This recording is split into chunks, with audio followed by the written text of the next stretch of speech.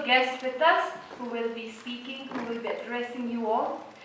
And despite the schedule that we have published, we are making few changes as per the request and as per the request of our participants.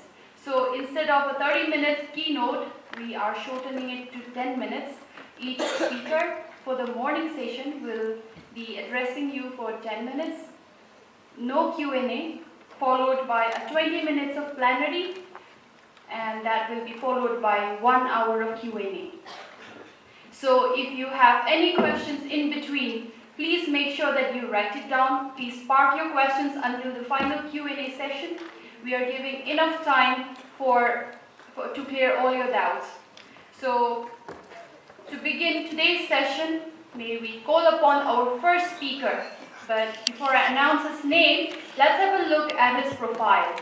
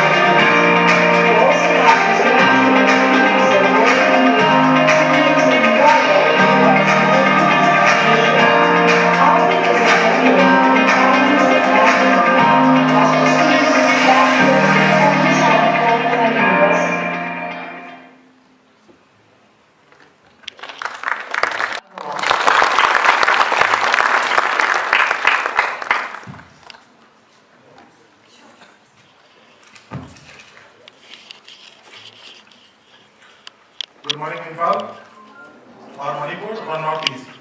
I think Northeast, there are people from almost every state in Northeast. Thank you for the lovely introduction. They end up saying a lot about me, more than I would have wanted.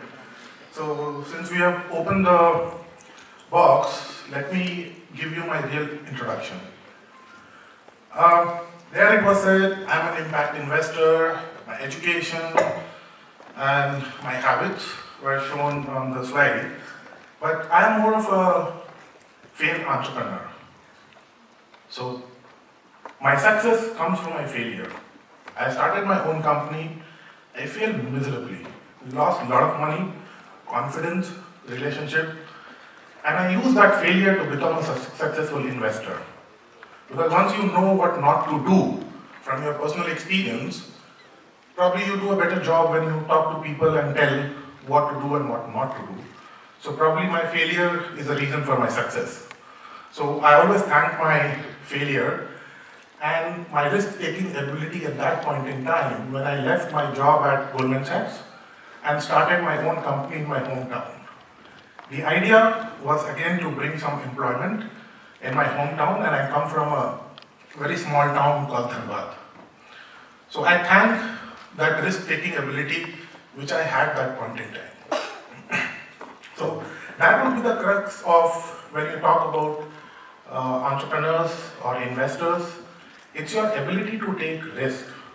Most of us don't want to come out of the comfort zone, and which is why we are not able to do which we always aspire or we dream or the vision which we have. So risk-taking ability is something which is integral to be successful or be an entrepreneur. But before going into the topic, I'll just briefly talk about who I represent. So, as said, I represent Capital for Development Partners. It is a Dutch-based impact investment fund. Now, I'm not sure how much everybody understands about what's an impact investor or what an impact investment is, and that is something I'll touch upon very briefly after the introduction of the company. And we started operations in 2012, where we are investing globally in Latin America, Africa, Asia, and Southeast Asia. In Asia, we are operating in India, Nepal, and Bangladesh as of today.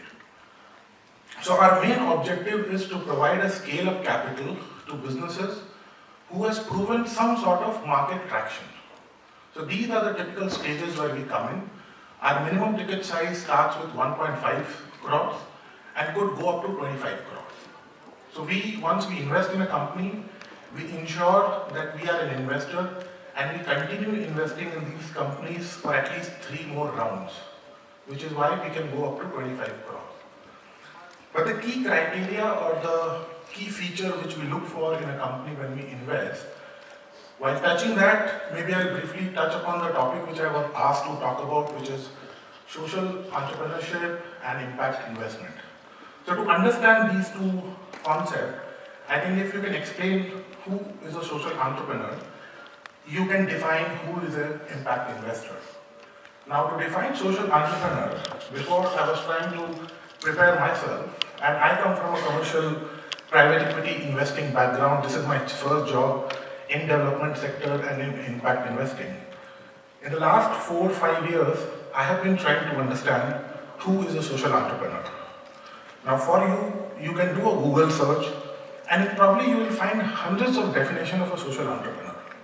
Everybody has their own definition that this is what I call social enterprise and we can work or invest in these companies. Then finally I came across a report which talks about that the line between a social entrepreneur and a commercial business is blurring. And it's blurring at a very fast rate. And that is a crux of problem when you try to define a social entrepreneur or an impact investor. So I'll give you our definition. So when we say we look for, the key area we look for in terms of social impact is we look for companies which has measurable, direct impact to the livelihood of the bottom of the pyramid population.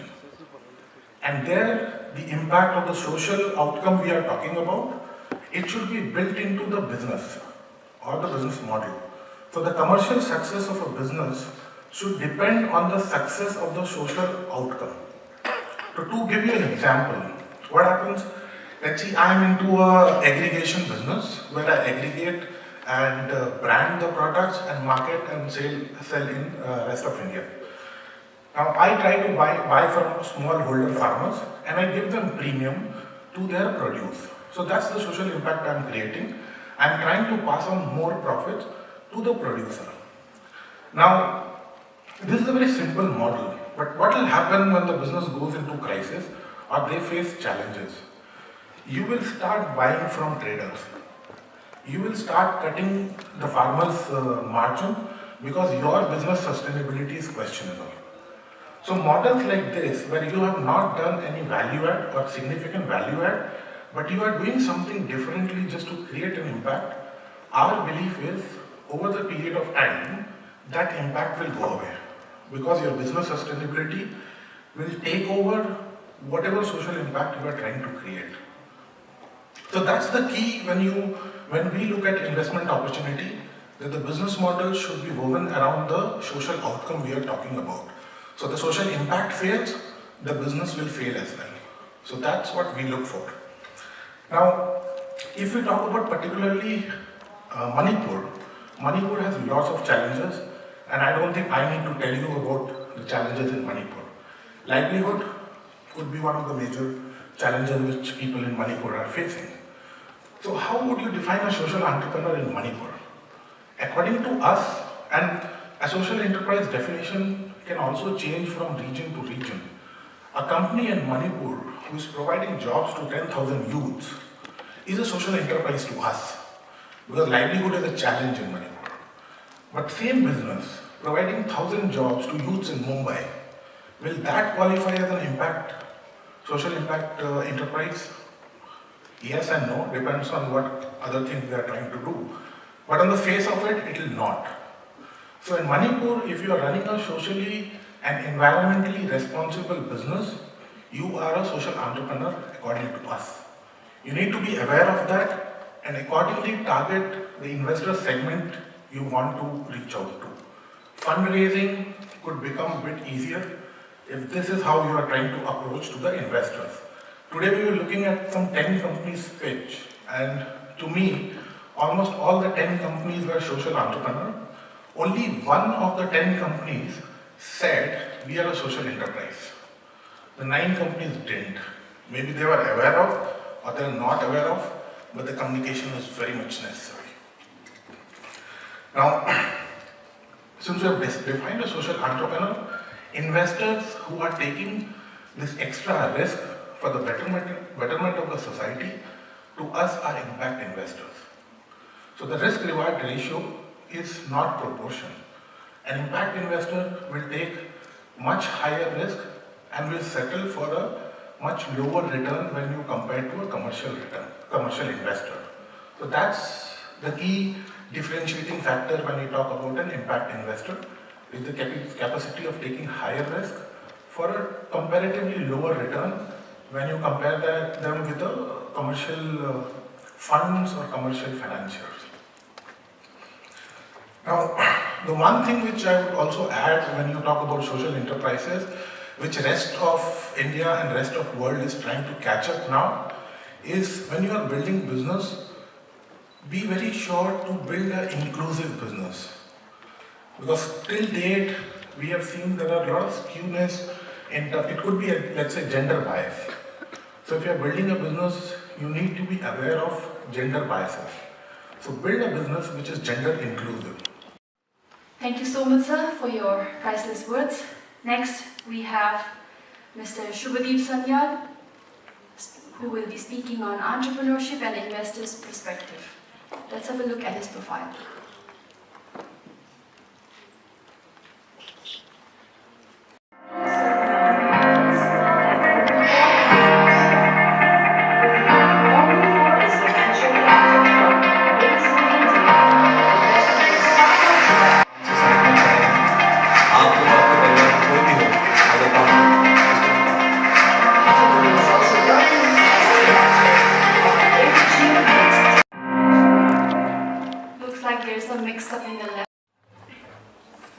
Hi, still good morning, Imphal. Good morning. How are you guys doing today? I believe it's been a hectic and intriguing last 2 days, and we were hoping to have a similar sign-off with you guys today. So after Arvind's, nice talk, I'm not going to keep it formal.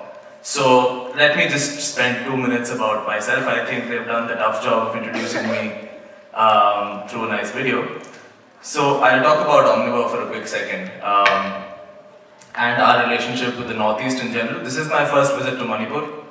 So I think there's a Hindi adage called "Der Aaye Durust Aaye," which means, even if it's slightly delayed, it's good.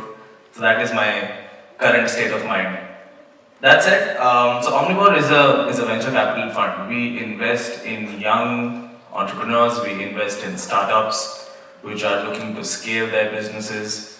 But we only focus on 2 sectors, right? We look at agriculture and we look at food.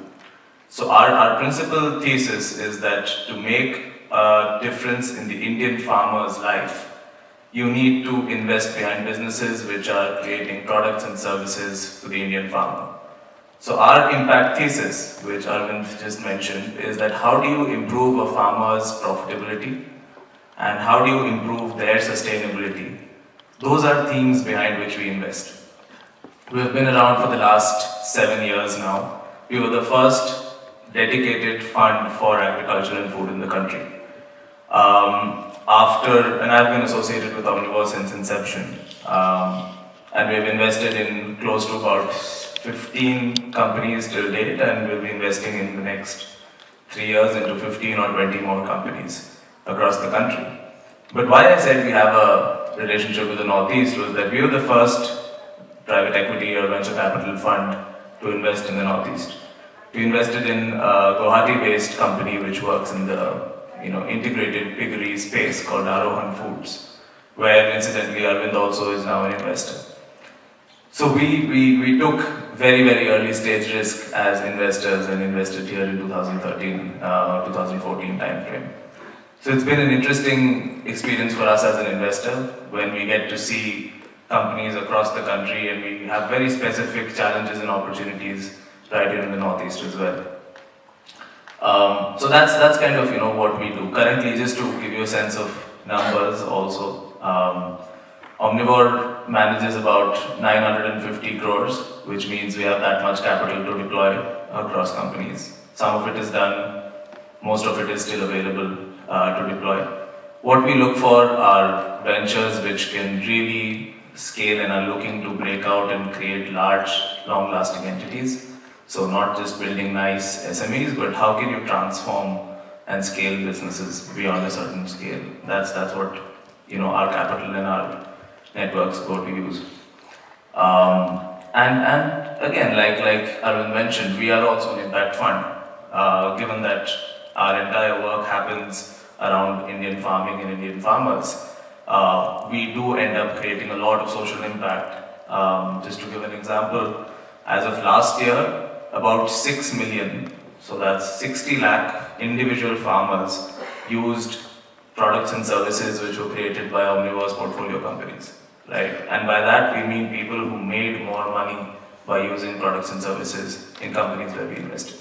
So that is our lens of looking at impact and sustainability. Coming to today's session here, and I was asked to talk about entrepreneurship from an investor's angle. That can take up a lot of the day.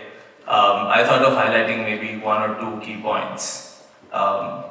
Let's think about investment for a second, right? So what you need to understand is, as investors, this is not really money which we have, okay?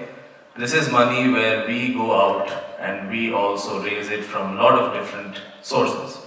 Some sources are things like, are entities like banks and insurance companies. So it's basically public tax money, right? And then there are a lot of institutions, whether in India or globally, who align and who think this is a good idea and they invest in a fund which we manage. So the first point is we are managing somebody else's money. So we are fairly careful, or we try to be careful as to how it's managed when we give it to somebody else to run. So in that sense, we have a responsibility as all investors that if we have taken on the money, we need to use it judiciously and there needs to be an impact created. So when we try and work with our companies, you will always see whoever entrepreneurs, are able to raise money. There are two thoughts about investors. One thought is that, okay, they are, raising capital at some point of their entrepreneurial journeys, to be very, very cognizant of that. Find the right investor. Find the right investor who has, the sectoral expertise, who brings in more than just money to your business, right? People often are very quick to run into, that, somebody is giving money, let me take it. But it's not always just the money which you need to scale a business. It's also the network, it's also the advice, it's also the other structural things which they bring, which can help you scale a business and move from being a one-person company to maybe a 100% company. So that's one large set of advice. The other is, when you're running a business, an entrepreneur is very, very passionate, right? And needs to be, because it's your baby, you're running after it, you're extremely, possessed about the idea and you want to make this work at all costs, which is great. But simultaneously, do also think about valuing somebody else's feedback. I think when entrepreneurs don't take feedback, whether it is from their partners, whether it is from their customers, whether it is from their investors, they tend to go obsolete, right? The business becomes what I want to do rather than what it really should be. So that's the second piece of feedback, which again, these are all coming from experiences. I manage about 7 of our portfolio companies, and this is all hard-learned experiences. The third area when it comes to specifically, talking about investments. Now, investments are of various types. There are private investors who are like Arvind and myself. There are investors who lend to you or lend to your business. Like, we don't give loans. We are an equity investor, so we stay with the company for a long term. But there is also bank, or there is an NBFC, which can basically lend to your business, right?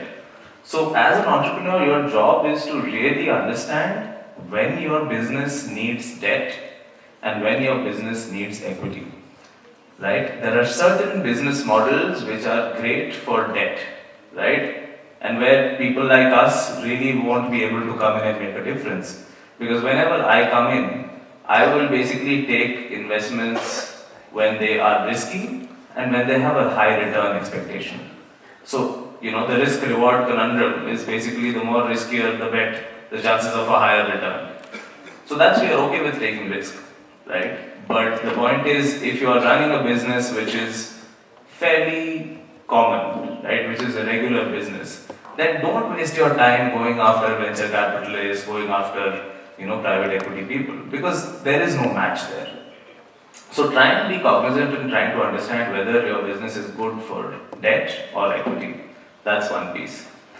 The last kind of parting note which I would want to part with before we jump into the plenary is, I think, in terms of, and I was chatting up with a few people I know, how we've seen the Northeast overall change in the last 5 years is that there's been this tremendous surge of largely the youth basically wanting to jump into entrepreneurship, into business, rather than just lining up for government jobs. So that's an extremely, extremely welcome change. I think the more we see people trying to take that initial risk, the better companies, the better opportunities will emerge from the region, not just Manipur, but I think pretty much across.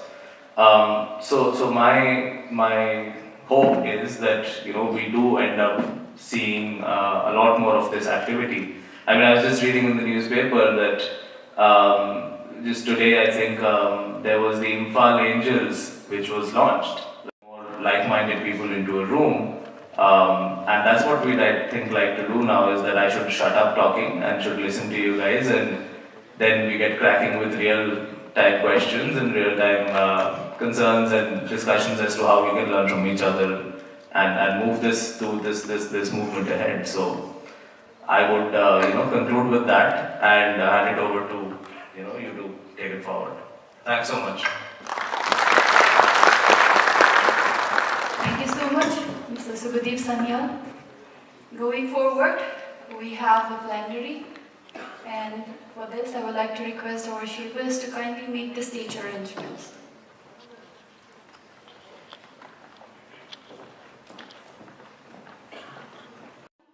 Mr. Rakesh Kesham is the Managing Director of the Sui Generis Incorporation. He is also an advisor to the Globalshapers community in Imphal, and he is also a dear brother of mine. Ladies and gentlemen, please welcome Mr. Rakesh Kesham.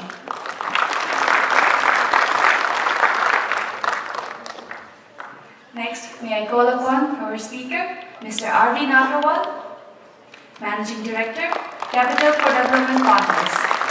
And our next speaker, Mr. Subhadeep Sanyal, Principal, Omnivore, Venture Capital and Private Equity by Firm.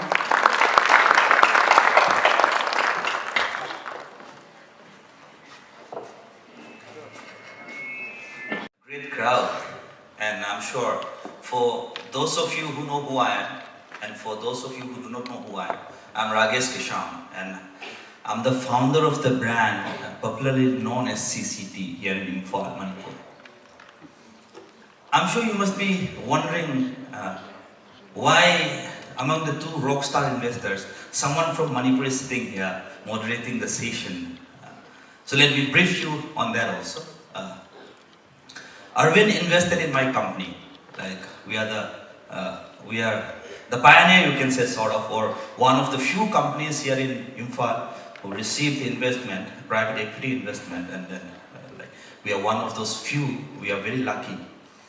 But then, how we started this, let me just tell you, let me just run through how I did it. I reached out to literally almost all the investors available in the country and outside the country also, right? I reached out to many of those.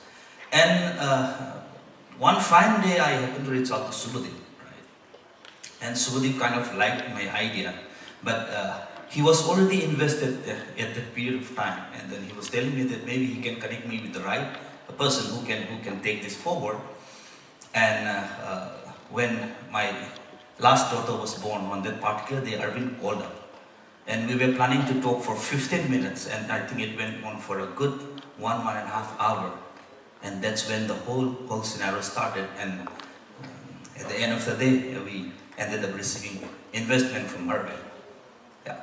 So, I would rather, why I started this is, we are so much, influenced by all these reality shows and all, like the Shark Tanks, the Dragons Den and all. So, what we basically think is, you go inside the room, you just stretch out your hand and say, hi, I'm Ragesh Krishnam and I need this much of fun. And then you see that the investor sign a check in front of you, and that's how you do it. No, it doesn't happen that way. It's a process, right?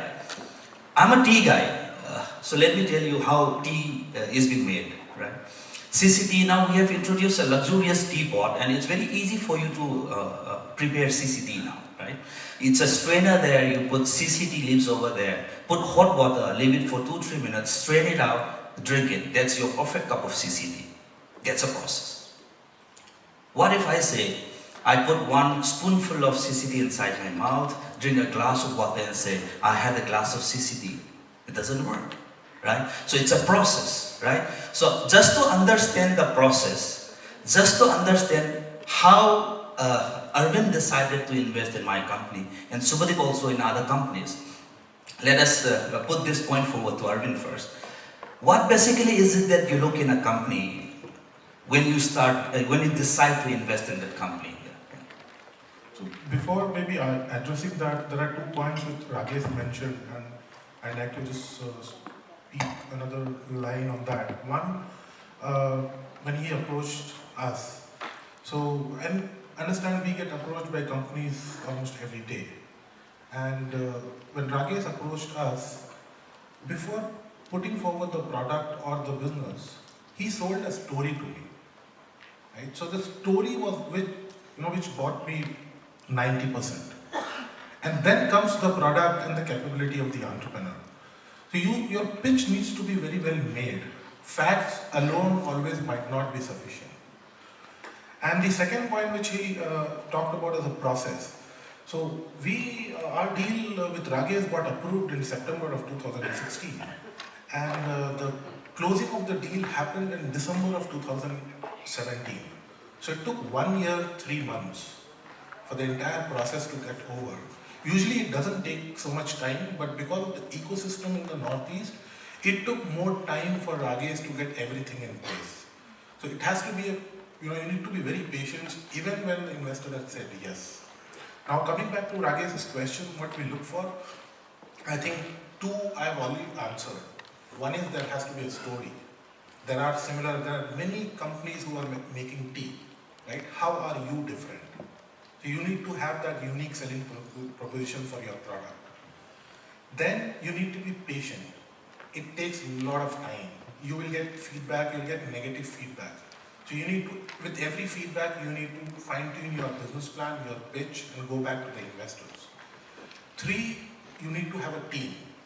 You can't go as a single entrepreneur without having a management team or a team who will be able to grow the business to the next level. If you don't have a team, and if you're a single person trying to pitch and I do everything, that's again a no-go for us. We need a team in place who can do that. And one more point I'd like to mention there is your understanding about the product and the market is very important. If you don't understand the market, the competition, your business plan will have a lot of flaws. We are not saying that you need to have identified all the risks and mitigated those risks in your business plan. Maybe you would have identified 50%. As we go along in the next 5 or 7 years, we will know of more risk and we will take care of those risks at that point in time. But today, understanding the market, what are the things which could go wrong? Most of the time people talk about how this can be the best company or how this is the best product. What if things start getting wrong? What is your backup plan? What is your plan B? If this doesn't happen, then what do you do? So there has to be a thought regarding what if things don't go as planned in the business plan. So that help us understand that you have thought about all the risks and possible things which can go wrong. So maybe I'll give Subhadeep a chance to talk about what he looks for in companies. Sure, thanks. I think in addition to the points mentioned by Arvind. I think those are must do's for every investor to, I think, look at.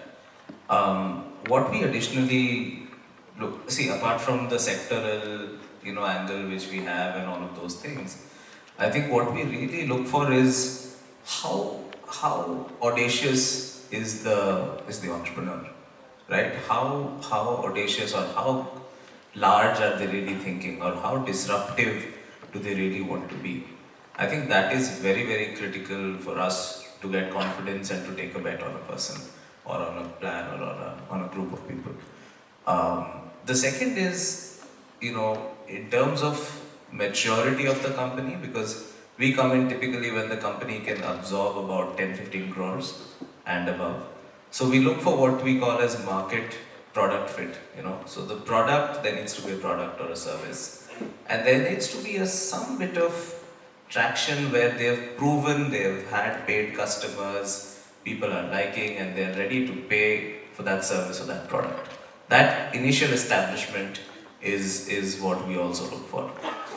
And I think apart from that, another area where conventional investors like us really need to think through, and we spend some time doing that, is that how do we exit, right? It's not often that we talk about exit. Just for everybody's clarity, whenever an investor like us comes into a company or invests in a company, it is for a finite period of time. That could be 6 years, 8 years, 10 years. But at the end of that time period, we basically need to get out of that company and give the returns back to our investors, right? That's how a fund operates.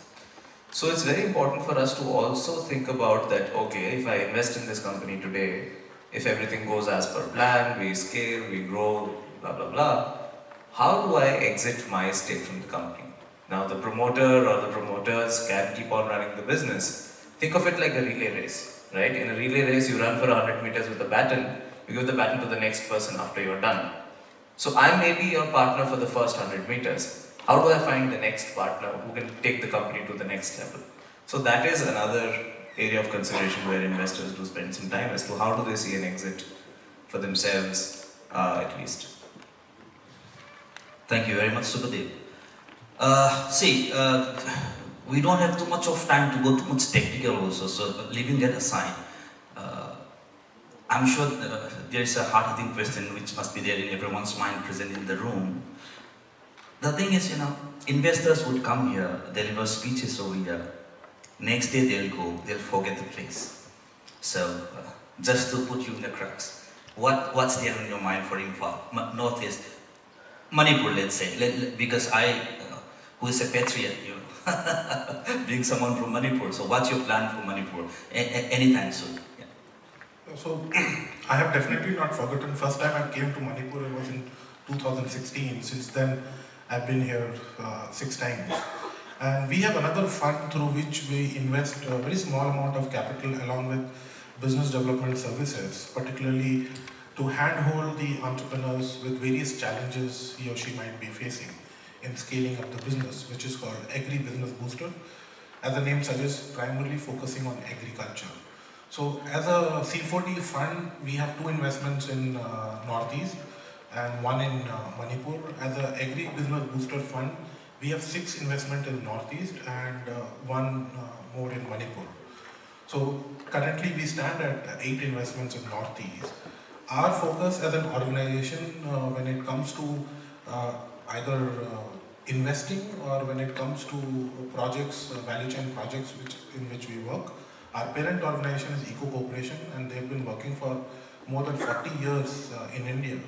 And for the last 5 years, as an organization, we have decided that our focus largely will be Northeast.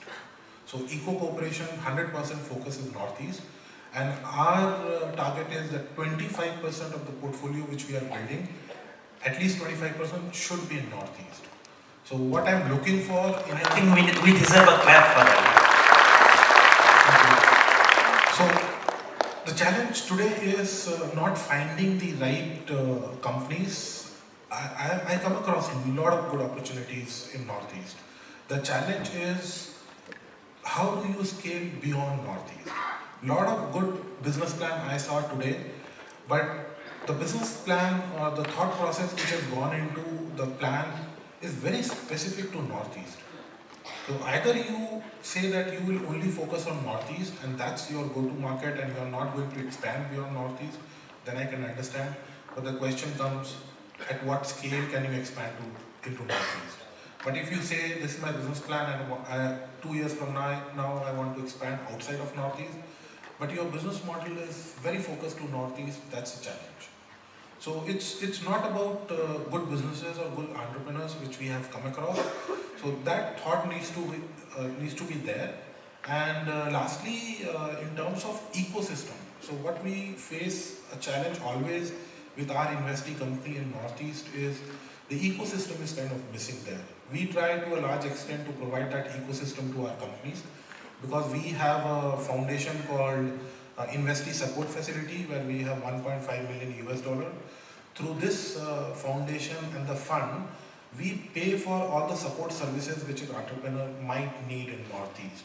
But the challenge is you don't find people from Northeast who can provide this ecosystem, and getting somebody outside of Northeast who might not understand Northeast that well to advise on the entrepreneurs as to how to do business in Northeast looks like a counterproductive to us. So ecosystem is something we will have to work quite a lot. We have our commitment that we are looking to raise our number of investment in Northeast multifold. Same goes to you, Sukhdev, because I have noted it down. Like you have 950, you are managing 950 crores, and most of it is still yet to be invested. So maybe what's your plan? 650 is yet to be still invested. Yeah.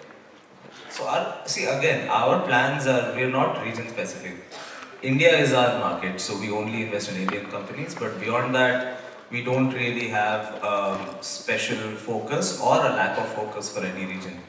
We would treat each deal at its merit and invest. So unlike Arvind, where they have a regional focus as well or have something, we have our focus in terms of we know how many deals we want to do in agri, we know how many deals we want to do in food, we know how many deals we want to do in allied technologies for rural India, but we don't really have a geographical breakdown.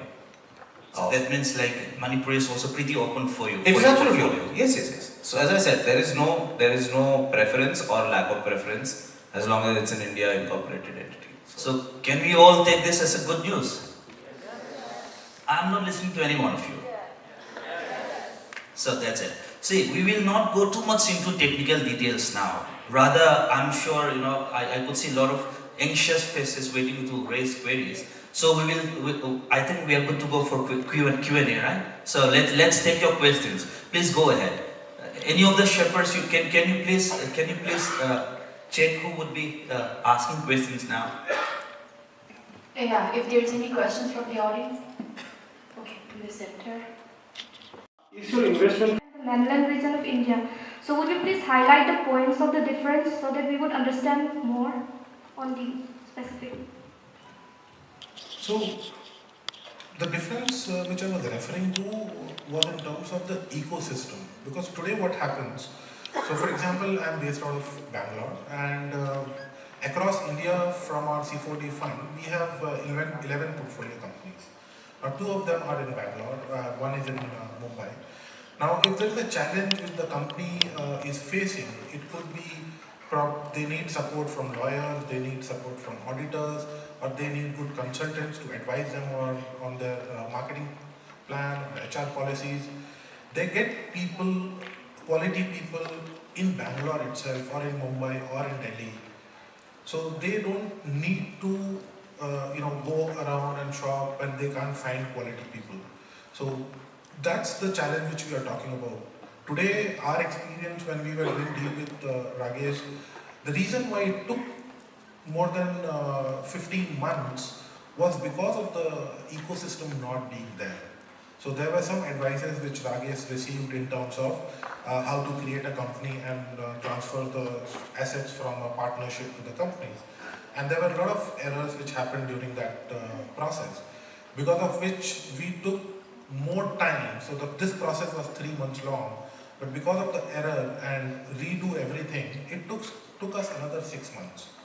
So what we are talking about, the difference is the ecosystem. when we talk about entrepreneurs. So unfortunately today, the entrepreneurs are not getting the ecosystem. So if somebody is talking about a social enterprise, it should not be only focused to products or consumer-driven services. You could also try to create an ecosystem. For example, trying to create a consulting firm and trying to bring people from Northeast who are working somewhere else, and a quality consulting firm in Northeast who would support the entrepreneurs based out of Northeast. So the creation of ecosystem is also very important, along with any other thing when you talk about social entrepreneur or entrepreneurship as such. Thank you. Any more questions? Yes. Good Yes. morning, sir. Here in the middle. Yes, the lady in the middle. Good morning, sir. The question that I'm going to ask is not going to be normal, and sorry for that. It's like I'm very much overboard right now, hearing all the great speeches from sir and all. And this is not going to be very much technical type of a question, I believe. So I want to take the best I can from here, from this session. The thing is, we know everything about mango because we have tested. But then for someone who haven't tasted avocado, nothing is going to be known, and even what to ask about avocado will not be known. So sir, what I really want to ask is that what is the best question to ask an investor so as to know investing and entrepreneurship better? Thank you, sir. Is the question about what do you ask investors? Is that the question? Yes, sir. To know each other better, right? To know investing and entrepreneurship better. Okay, so interesting question.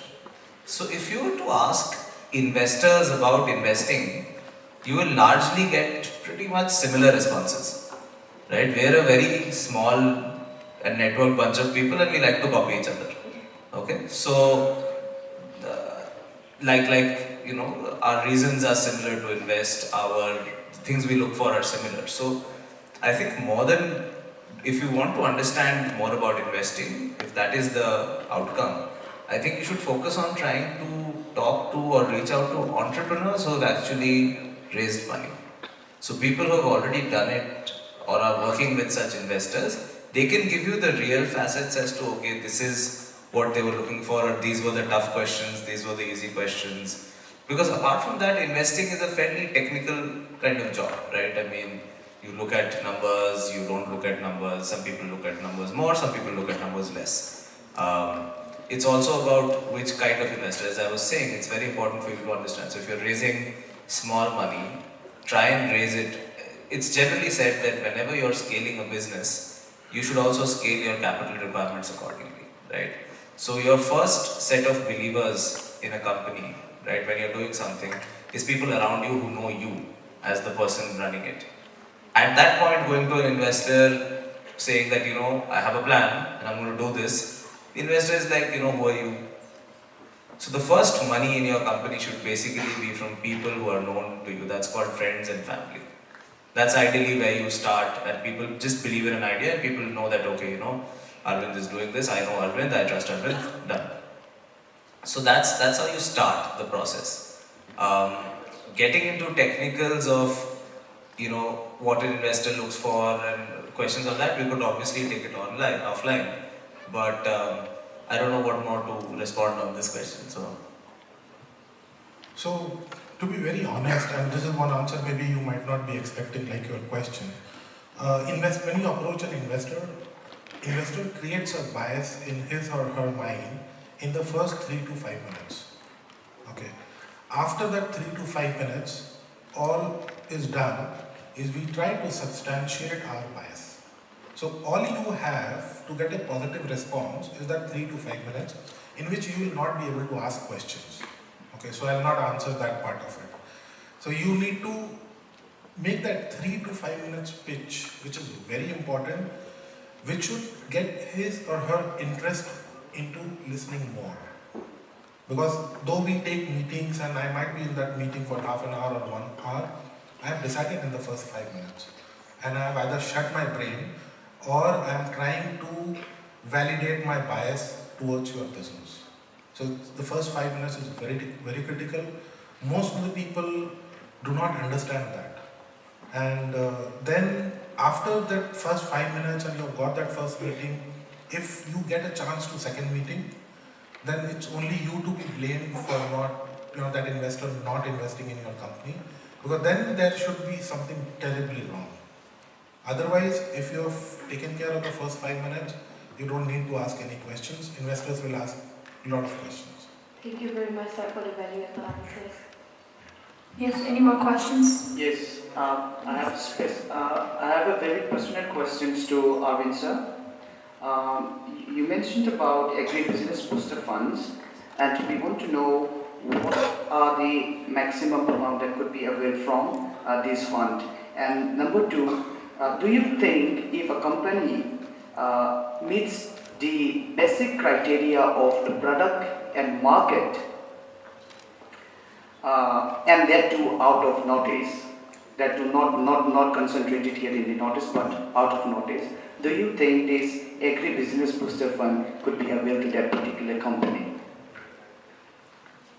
So the first part of your question, the maximum you can get from agribusiness booster is 1.5 CR. So that's the maximum limit, and which is where we come in. So anything beyond 1.5 CR is Capital for Development Partners Fund.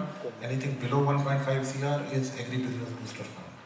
Now the second part of your question was if the product is not of Northeast, right? No sir, my question is if the product is of Northeast, okay, and if it meets the basic criteria to export it to many parts of the country. Understood. Yeah. No, so the key criteria is that the product or the business should be based out of Northeast. The market could be anything. It could be Northeast, it could be beyond Northeast, it could be international market. So that doesn't matter as long as the product is getting made in Northeast by an entrepreneur from Northeast. Okay. Thank you, sir. One more question. Good afternoon, sir. I would like to ask two questions, sir. Yes. Can you raise your hands whoever is asking your question? Second row, sir. I'm Jaishin representing Tarek Manipur, sir. Okay. So my question is, how did you get your idea or concept for the business? That's my first question. And my second question is, what was the most important part of your whole business journey? That's my question. I guess you're asking me, right? Yes. He's here on the left. Oh, I'm so sorry. I couldn't see you. Yeah. Can you please come back? Come again with your first question. So how did you get your idea or concept for the business? That's my first question. It was sheer need for me, because I was literally bankrupt when I was starting my career, and I really wanted to do something. I really wanted to do something which would generate revenue. So I tried many ventures, and I stumbled upon this idea of tea, and that's when the whole thing started. It's a very long story, and I think we have got very much limited time. So it would be very nice if you could guys concentrate only on these two gentlemen, because you can come and see me anytime. You can, I can tell you my story the whole day. We can sit together over 5 to 10 cups of CCT, so that should not be an issue for you, right? So all of your questions should direct to these two gentlemen, so that, whatever little time we have in our hand, let's utilize the maximum out of it, okay? I will give you time. Can I ask you, sir, Agarwal? Yeah. So my question is, it's like not a normal question also. As well, sir. Sir, you have chance to ask your business idol one question. What would it be, and why is that a question to ask, sir? If I get a chance to ask a question, Yeah, to your idol, sir. To ask one question, what would it be, and why is that asked? that's me.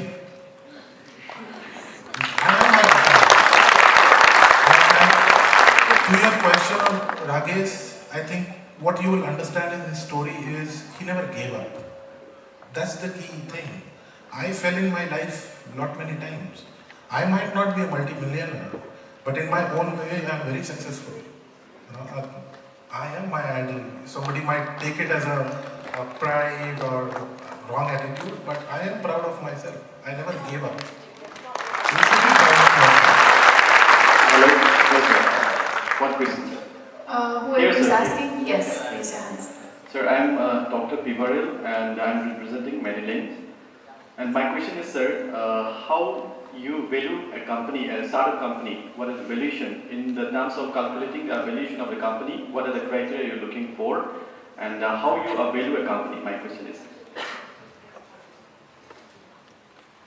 See, you are hitting upon a very, very raw nerve, asking investors of how they value companies. The truth of the matter is, when you are early stage and when you are just starting your journey, the investment is largely driven on promise. It's not driven on numbers. So you might present an Excel sheet to me with 5-year projections. That is just sheer bullshit. You know it's not going to happen. I know it's not going to happen. In our career till date, I'm pretty sure I can speak on behalf of Arvind, we've never seen a business plan stick to even within 5% of what was stated to us originally. So deriving anything from those numbers becomes difficult, right? So it's more subjective. What I would say is how normally investors look at it, is that they try and estimate what money or how much money does this business truly need, okay, in the next, let's say 2 years, 1.5 to 2 years. You budget that amount, right? And then the rest is dependent on how much you want to give up of your company. Please do remember when you are, on this game, that whenever you raise money, it won't be the last money you raise. It's just the beginning. So think about conserving enough of the stake for you to, have more investors later on in the journey. If you think about valuation reports, now there are accountants who will prepare a valuation report basis cash flows. All the MBAs in the room have done DCF. That doesn't work in early stages. So it's more subjective about what you can be assured of is you need to know how much money you want to raise.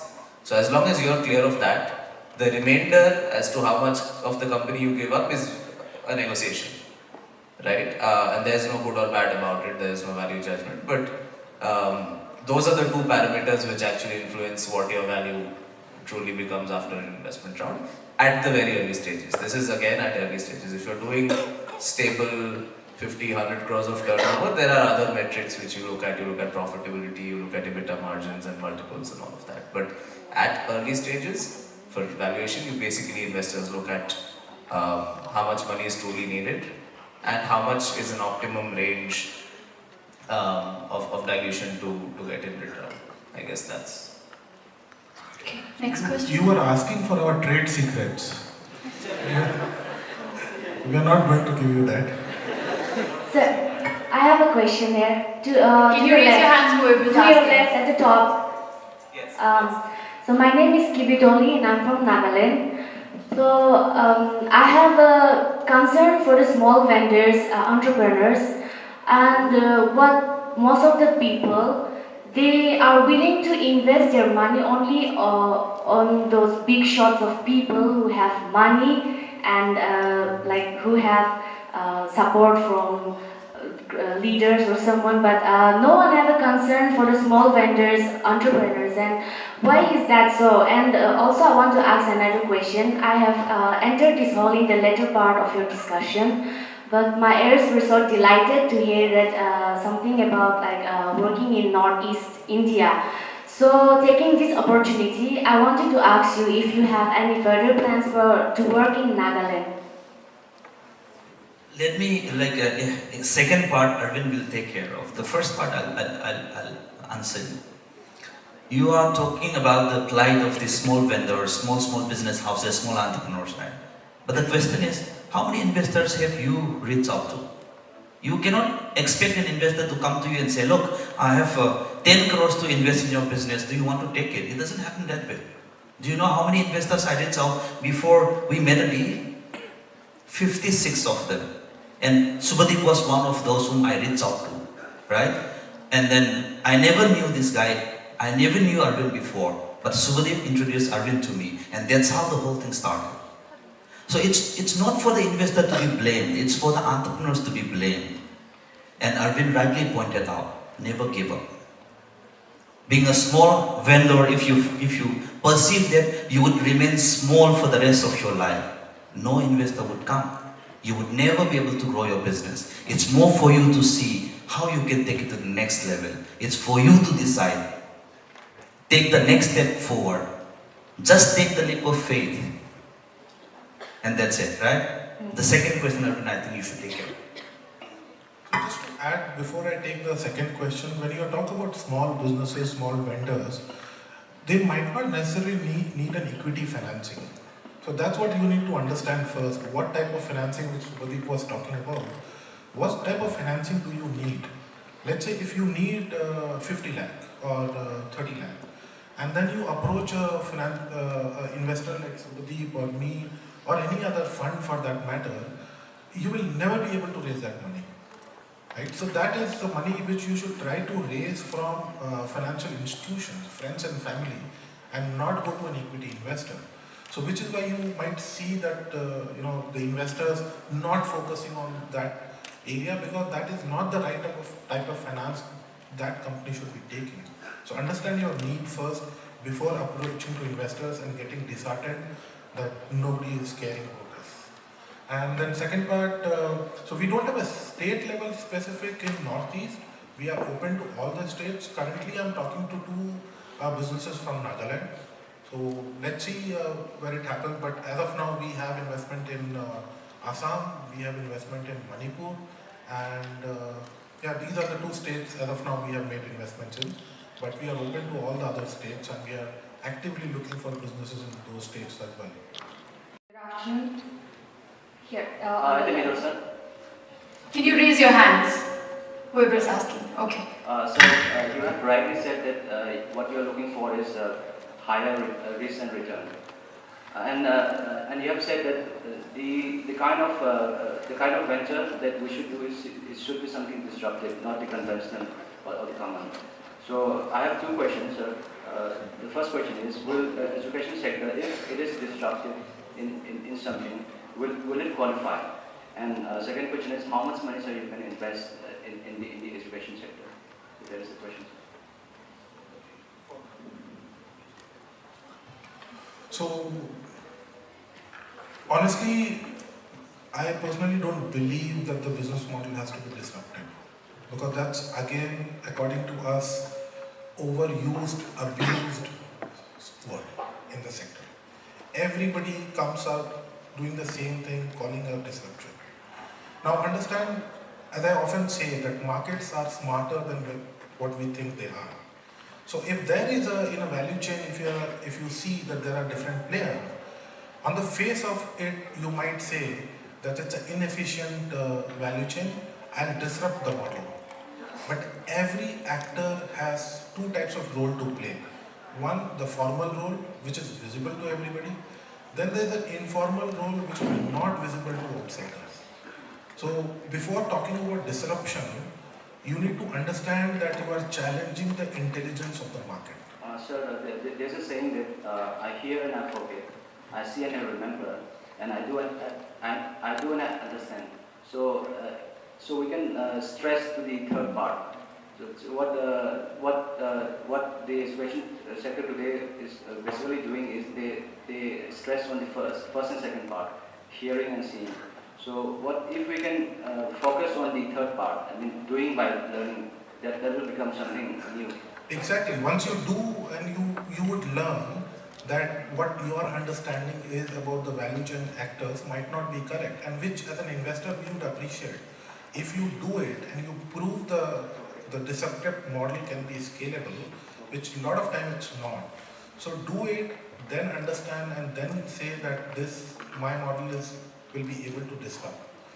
Now to your second question, education, we don't have sector specific allocation.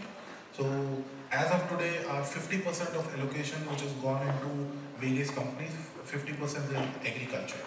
So tomorrow, education could be the biggest sector. We cannot go more than 40% of the total fund size in one sector. But apart from that, we don't have any sector targets. Good afternoon. On the left, this side. Yeah. So, there are a lot of Indian companies who are global player also. I'm not discounting the fact that there are Indian companies who are global players, but taking the example of Ola and Uber, for example, Uber started from North America, but the amount of time that Uber took to be a global player is much faster than what Ola did. So what is the most important thing, like if we are to start a business from here, a small part of India, and if we want to be a global player, what is the most important thing in business that we should focus on? Because everyone's dream is always to become a global player. So I just wanted to hear from the investor point of view. One reference I could give here is, for example, Maggi, right? Maggi is a popular snack in India today. But Maggi, when it came into the market, it didn't come as a snack. It launched itself as a meal. And that's how, because Maggi elsewhere was consumed as a meal. And in India, we don't traditionally eat noodles in our meal. They failed miserably. Then they rebranded themselves as an in-between meal, a snack. And today, Maggi is a hugely popular snack brand in India.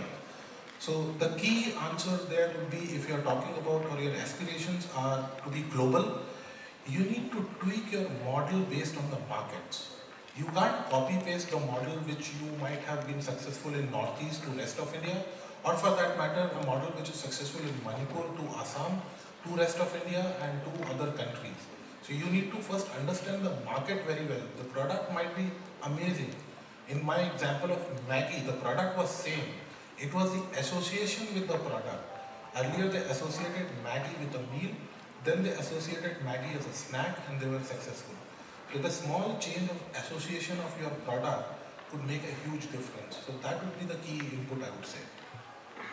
Also, just to kind of play around with the two examples you gave between Ola and Uber. So when Ola apparently copied Uber because Uber was already operating, but what you need to understand is in India, unlike in the US where Uber is for any car owner to become and earn more money, to become a part-timer and earn more money, right? So I went to San Francisco, there was an Uber driver who was driving around in his Lexus, but he was a banker by day. It was a weekend, so he thought of going out for a few rides.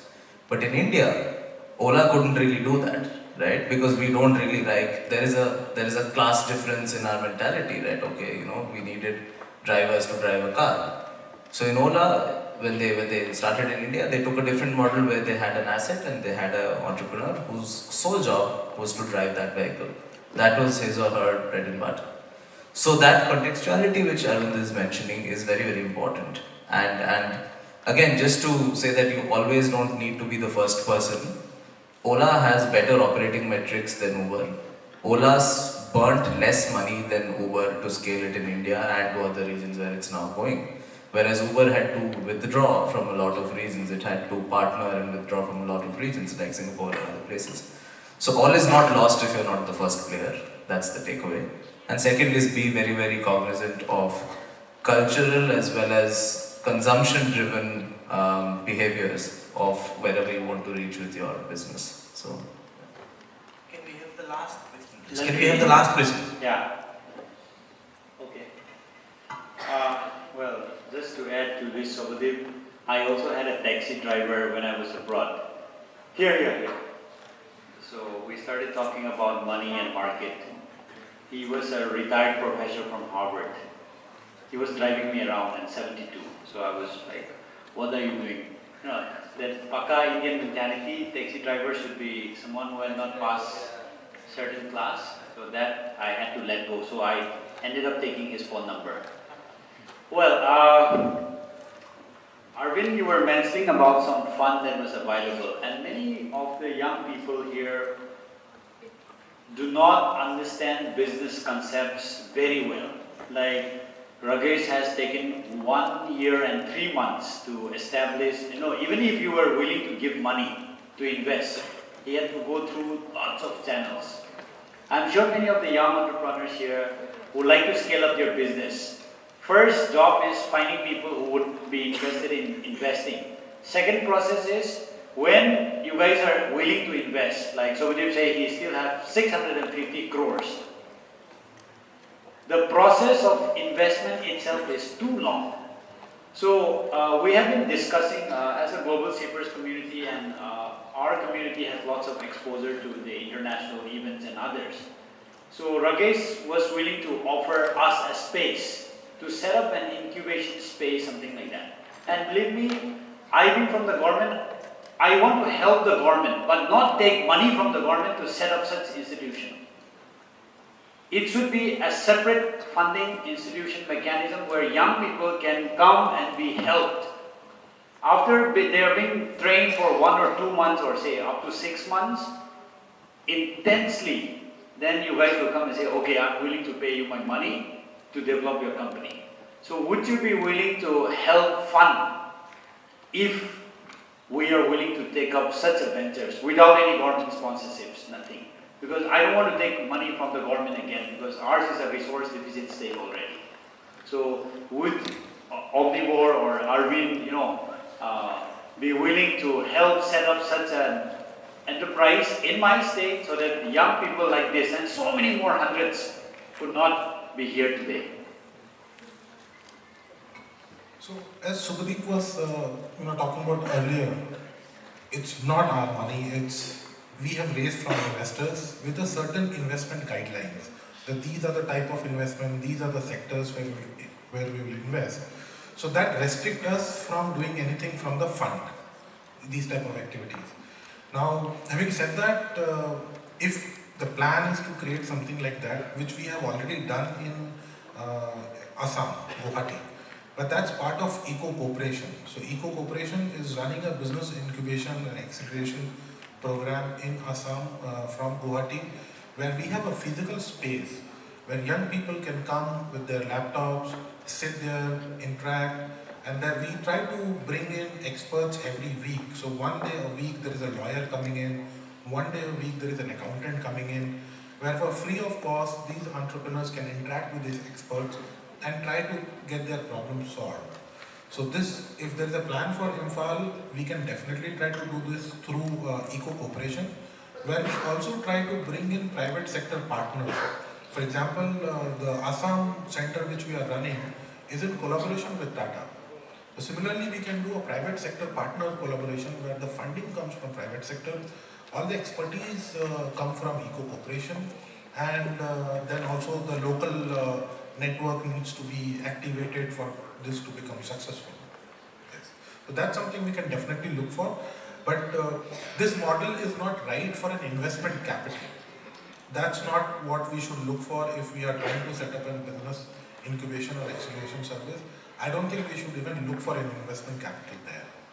It's not about investment, it's about giving facilities for the entrepreneurs, just to set up an incubation hub, not to make money out of that hub, but to act as a, that's the dichotomy, right? Yeah. I mean, our fund prospectus mandates us to make money, unfortunately. So we can't really put it into other ecosystem efforts. There are, however, organizations like Wilgrow, if you would know about Wilgrow, right? So they set up very specific, sometimes it is sector specific, sometimes it is region specific, but they're experts in setting up incubators, in working with early stage companies, because they have very good relationships with corporate India and global corporates as well, who are then willing to do what Arvind is saying, that they come in as the money, which is not a lot of money. So I understand where you're coming from. It's not a lot of money, and Wilgrow kind of comes in with the expertise to create such a hub, or work with partners at a local level to create such a hub and ecosystem.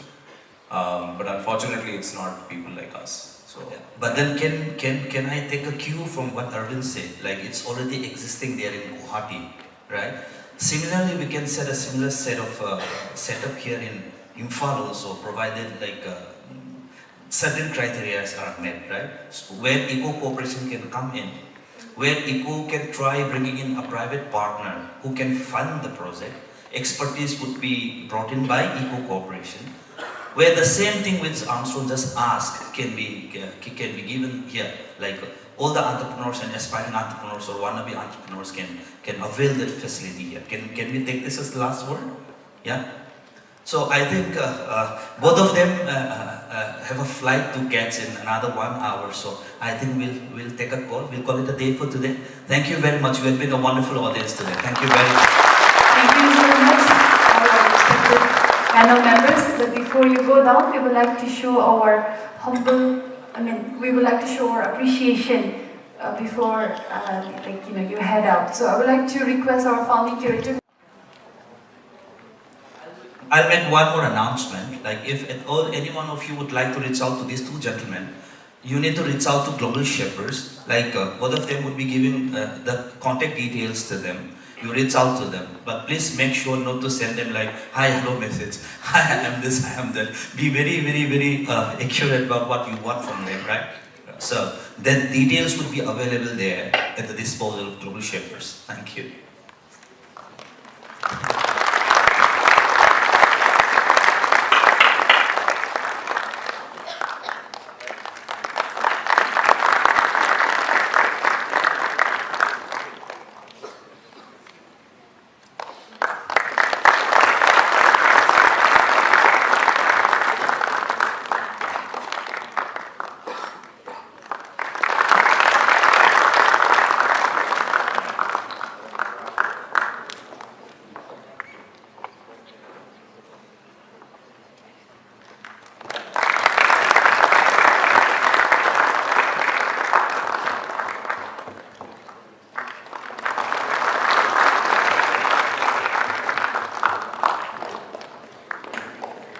Thank you all once again for the wonderful session.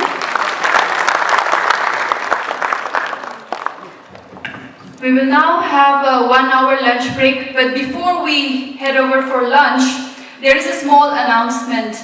As today is the last day for Imphal Jamboree, it is also the right time for us to collect your feedbacks so that we can arrange or we can organize a better event next time. So please collect feedback forms from the registration counter and please submit the filled-in feedback form before you leave. And for the lunch arrangements, I hope you all remember your ID number. Whoever has an ID number, you can proceed for lunch at the dining hall. And whoever does not have an ID number, please stay back so that we may allot one.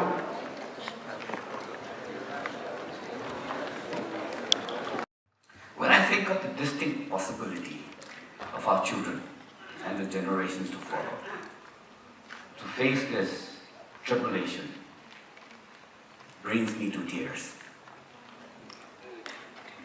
Why? We can have a little prognosis of the future by running through some of the facts and statistics that we have with us. Over the last century, the global population has quadrupled. In 1915, we had 1.8 billion people in the world. Today, according to the most recent United Nations estimate, there are more than 7.3 billion. And by 2030, we will be having more than 8.6 billion people. And by 2050, we will be almost hitting 10 billion people, which is almost impossible for the earth to sustain us at this rate. If you look at the slide here, we have 250 births, it's needed, and out of which 105 died. So we have a gain of about 145 people every minute. And with the improving healthcare and advance in medical technology, our lifespan has also increased to 67 to 70 years now. So every minute we have so many 145 people to feed for the next 70 years. Approximately, the world population is growing by 83 million people per annum. So we can have a look at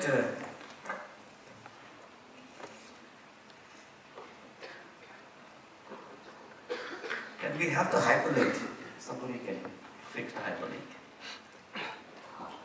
This is how we multiply.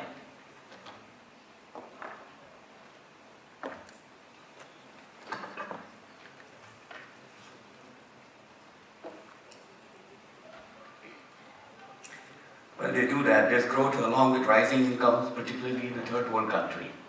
Our dietary habit has also changed. Our demand for more protein and meat has risen substantially.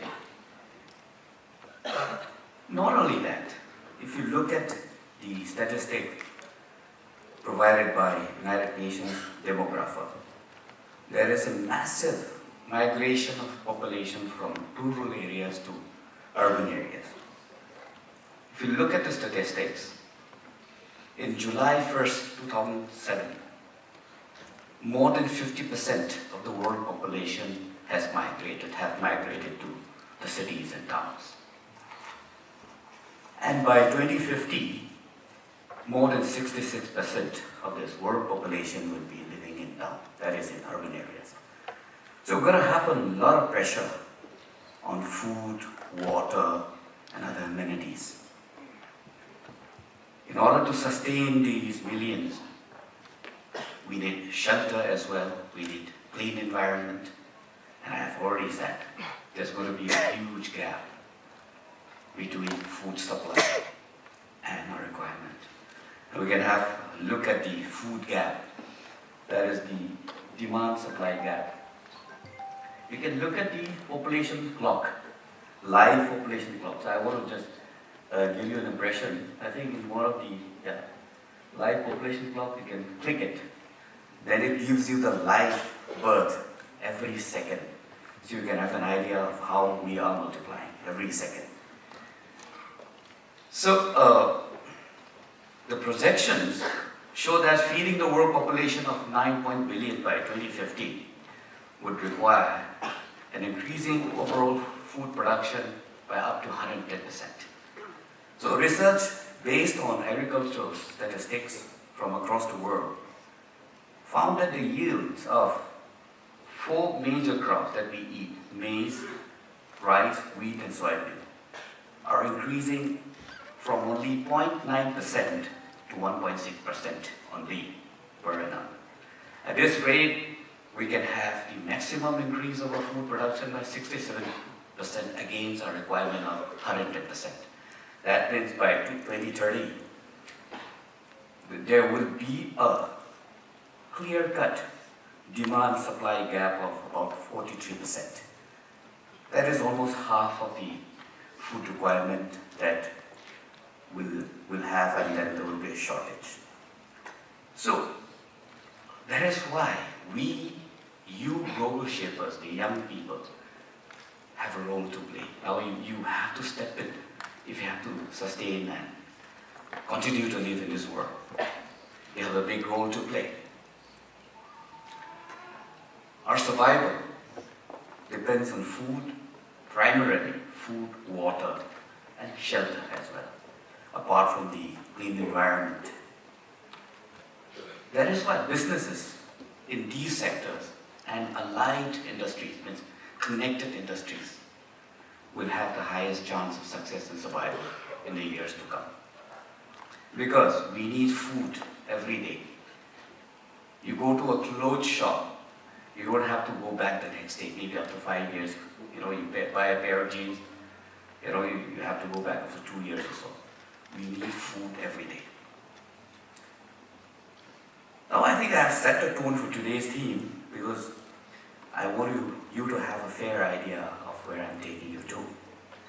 So I'll discard all the high-sounding words or technicality, but I'll just go down to a very simple brass tacks so that all of us can understand from our point of view, particularly we belong to this region. Northeastern Council, or in short we call it NEC, has a comprehensive policy document called Vision 2020. Actually, it was framed in 2008, covering all aspects, possibly covering all aspects of development of Northeast, after consulting all the experts in various fields. But after 10 years down the line, we found out that we have to revisit. What was relevant 10 years ago is not relevant anymore. So we need to frame another policy guidelines in 2018. So according to the new policy guidelines, We can go out of the hyperlink.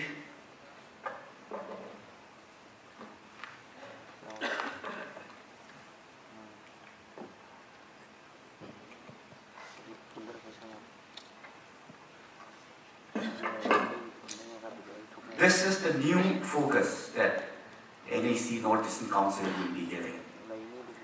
I'll read it out. It's in front of you as well, but Northeastern Council shall focus on issues in emerging areas of livelihood, entrepreneurship, venture funds, startups, skill development for generating jobs. And also, we will give a lot of importance to interstate projects having wide-ranging impact on selected areas of critical nature. So what do you mean by critical nature? We'll come back to food, water, shelter again. These are the areas of critical nature. So the reoriented approach would be multi-sectoral interventions covering the entire value chain. So many standalone projects. NEC has funded so many projects in Manipur also. Since they are standalone projects, most of them have not done well or even failed miserably. There are some success stories as well, but more of failures and disappointments. I'll just quote one, take the liberty of quoting one such example. I'm sure some of you may be from that area. We had a beautiful project called the Good Samaritan Project in Mao. It is actually a unit set up in Mao, which is the first of its kind. And they have installed 8 crore worth of machinery imported from Italy. It was state of the art, and our then President APJ Abdul Kalam had come and inaugurated the project, the factory. I had also visited the factory when it was not doing well. So I had a lot of expectations, so I visited and discussed with the promoters. The machines were so sophisticated and made in Italy. So when these machineries develop some snag, they have to call up the engineers based in Rome to fix it. They have not thought about it when they import the machine. And they realized that passion fruit drinks need a specialized packing. So they found out that affordable and economical packing material or packaging material is manufactured in China. So they thought they'll go and buy in China. But suddenly they realized that the marketing right of that particular material produced in China has already been taken by a company based in Australia.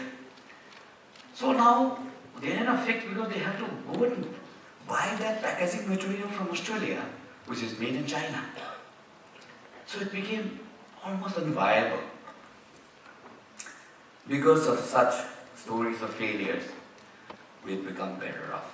We've learned our lessons, and I think we're more prepared now. So we have to relook at our approach, actually, when we decide to become an entrepreneur. There are a lot of sectors where NEC will also be focusing. But my pick for tonight or this afternoon would be food, water, shelter, and recycling. I find these sectors very critical for our survival. And I'll just pick up some representative illustration to give you a very, very simple idea which we all understand. For instance, let's talk about piggery. When we talk about value addition and value chain, I'm not talking about bringing in, say, 50, piglets and started rearing, in my backyard. You have to start with institutional intervention. You can start a swine flu vaccine center. It's a big business already. That is called the institutional intervention. Then you can have a breeding farm. And I'm told that selling piglets are more economical than rearing pigs because the gestation period is so short. If you have, it's a very, very simple and very scaled down version, So you can have, say, 50 piglets and sell it off, say, in 30 days how much money are you going to get, and you can recycle that. Because if you rear pigs, the gestation will be at least 10 to 12 months. Very simple. And the value chain goes on. The next would be feedstock. We have not thought about feedstock. We've forgotten about how to feed the pigs. If you rear pigs, you cannot produce feedstock. So somebody has to do business. I have seen people setting up, particularly in Meghalaya, they have done big business, setting up feedstock plants. They cannot even meet the demands. So then we go back. If you have a feedstock plant, you need some fodder farm, for instance. You need to plant something, say high-yielding crops. I was talking to a friend of mine who was the head of Godrej Seeds. Actually, he turned around maize cultivation in Vietnam. He was there for 11 years. And he was offering, hey, Gaigong, in India, the average yield for maize per hectare is 30 to 35 maximum. But I've got a seed variety which can give you 70 quintals per acre. So I've told some of my friends in Nagaland to set up a farm so that they can start a feedstock factory. You don't have to buy feedstock, even for poultry, piggery, others from Bihar, or Punjab, or Delhi. You can have it right here. It's a big business. Simple.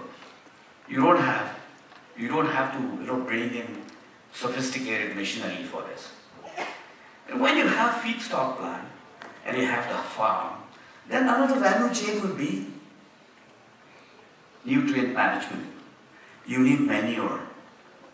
You need to actually give biocompost, then water management. I will give you a small story of how successful a manure plant can be. Again, this is very low tech, low capital investment. I used to have an inspector when I was in Shillong. He resigned from his so-called sought-after post. He quit. I called him. I said, why? No, I'm going to start a manure manufacturing plant near Shillong. It became a huge instant success because he is not supplying, nutrient or his manure to the farms. But if you look at all the thousands and thousands of houses in Shillong, they have potted plants, they have flower vases, they have kitchen garden. The demand was so immense. So this is what way you can also look into. You don't need any sophisticated machine for this. All you need is commitment and passion to do it. And you can even go down. Then in the service sector, some people have made a lot of money in capacity building. This is a cliche already. I would say this is manpower trading. But I have seen people make money when cement industries came to Meghalaya in a big way. There was a huge demand for manpower, And I have so realized that whenever there is a big setup happening, there is a huge requirement. There is, a breakage in the link. So if you look at the, downstream or upstream opportunities in piggery also, you can think about setting up packaging unit. There is one architect in Imphal that I met, very young guy. He's a big time guy now. He actually, instead of doing architecture, he is making packaging material for one of the most successful bakery unit in the city. I think you know it, I don't have to name it. He used to sleep at 3 a.m., The demand was so huge. So he's upgrading his business now. He's installing new machinery, he's employing more people. So that's it. And then from there you can go to retailing. This is another value chain. Now you can tie up with the restaurant. There are, in Manipur you have festivals, so many festivals. You can tie up with the organizers. Weddings are there, and the resorts, big hotels, and you can tie up, you can supply them according to their requirements and needs. And you can also start a home delivery system like in Bombay. All you have to just dial your specimen, they'll be there.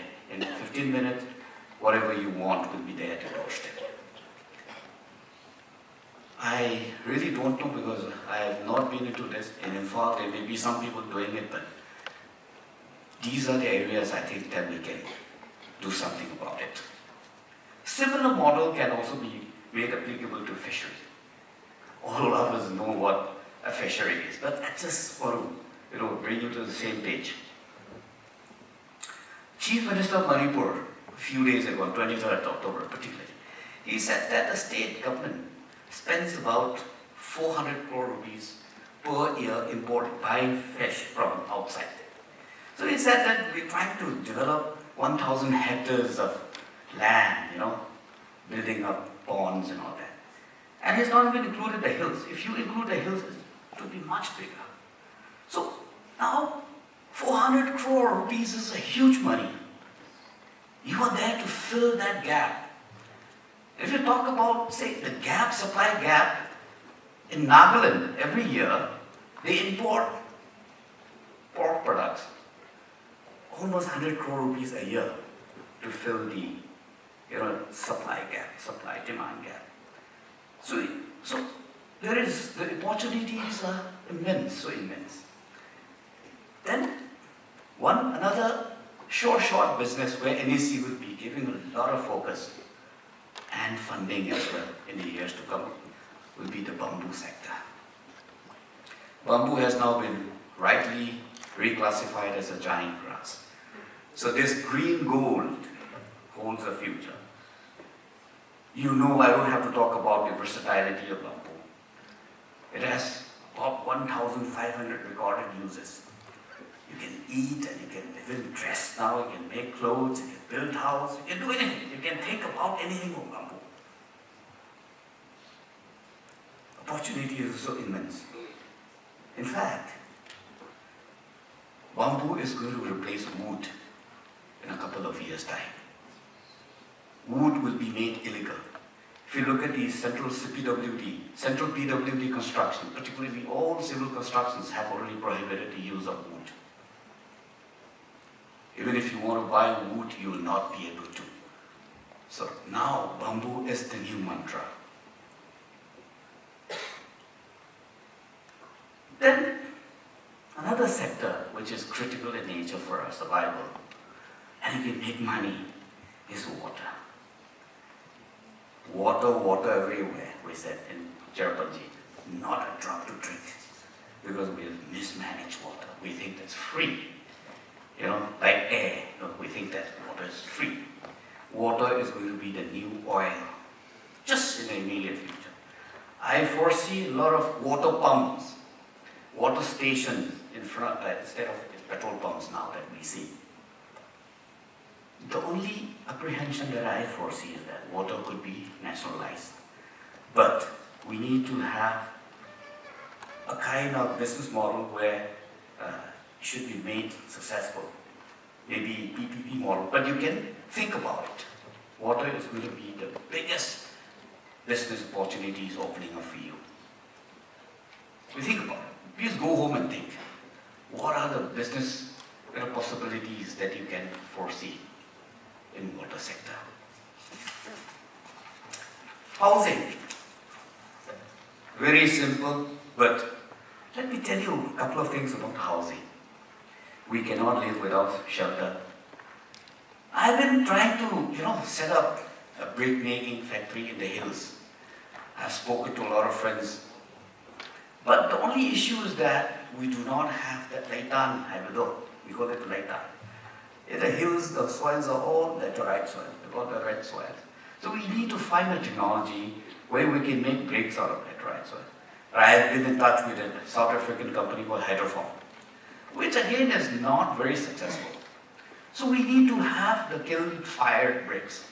For that, we need to find a technology. Once you have say, for instance, in Tamil if you have a brick factory, your day is made. I have a classmate who used to have a petrol pump.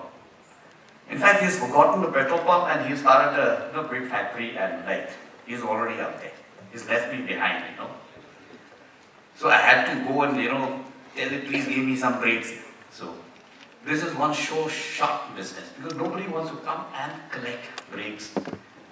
And the other opportunity is opening up for you is the prefab housing.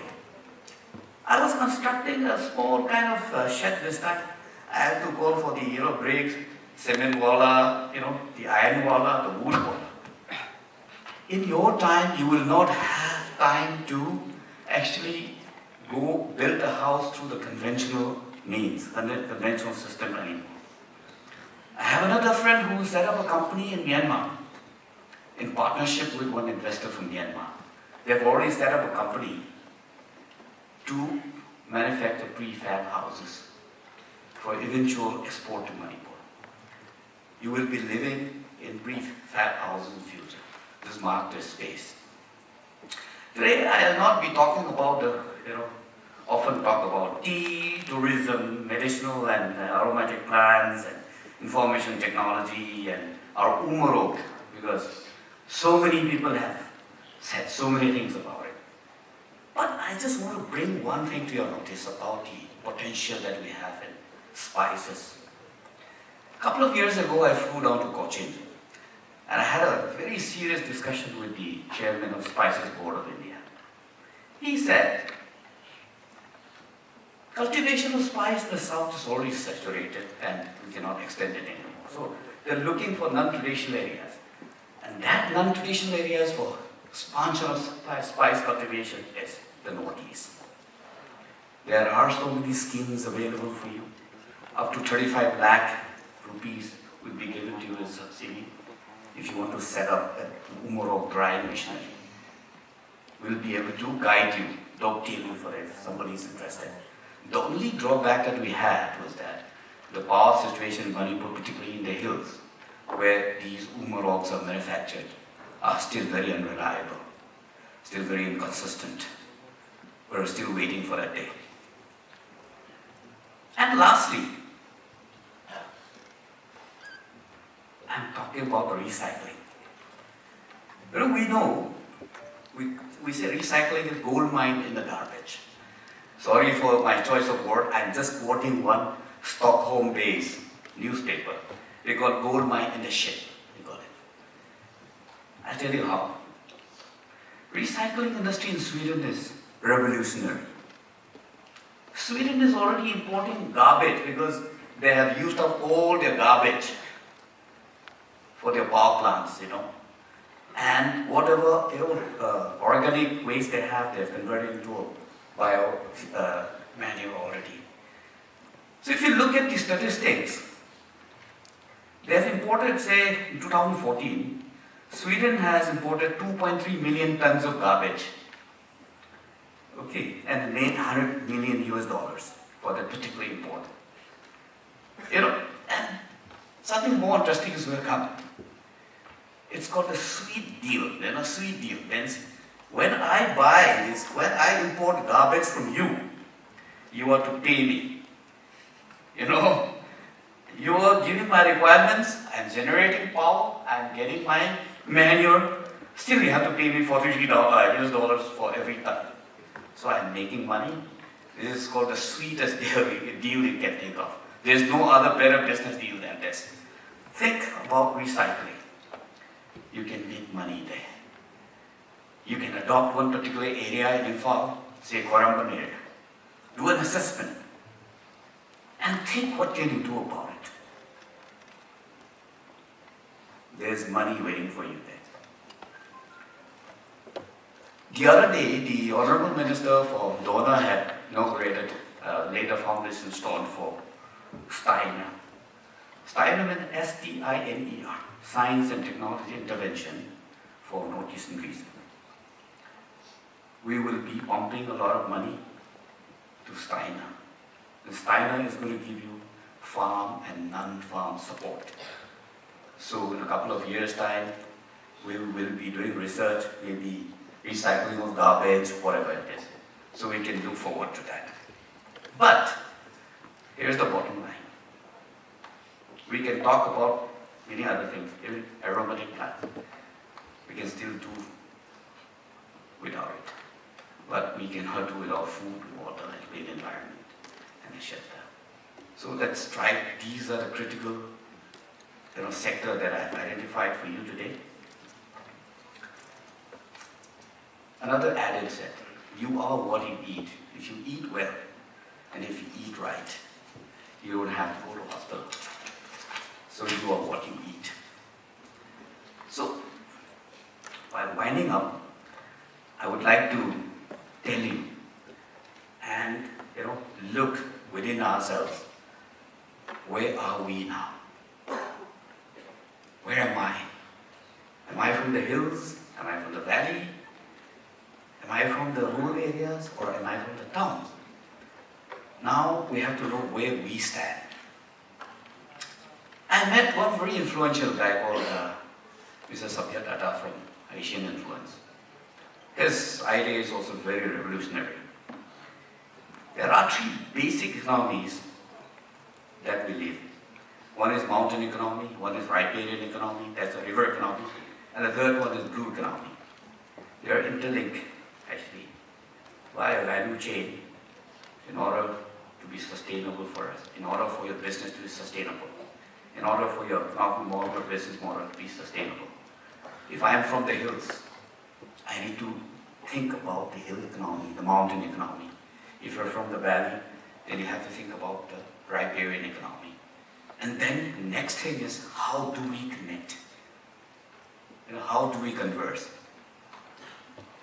So as an entrepreneur, we must decide where do we fit in and develop a suitable business model. Let us remind ourselves that giving back to society must be in our DNA when we make money. Many companies and huge brands have disappeared because they don't invest in R&D and innovations. Peter Drucker, some of you may have heard of him. He is the management guru of yesteryears. He said, business has only two basic functions. One is marketing, the other is innovation. They go hand in hand. You need to have innovations, otherwise you will not succeed. So, I'll reiterate the Northeastern Council's slogan, that is multi-sectoral intervention covering the entire value chain. I have explained to you what a value chain is all about. Let me tell you, your vision is NSE's vision. Because NSE's vision is framed with you people in mind. Please speak up, write to us if you have new ideas.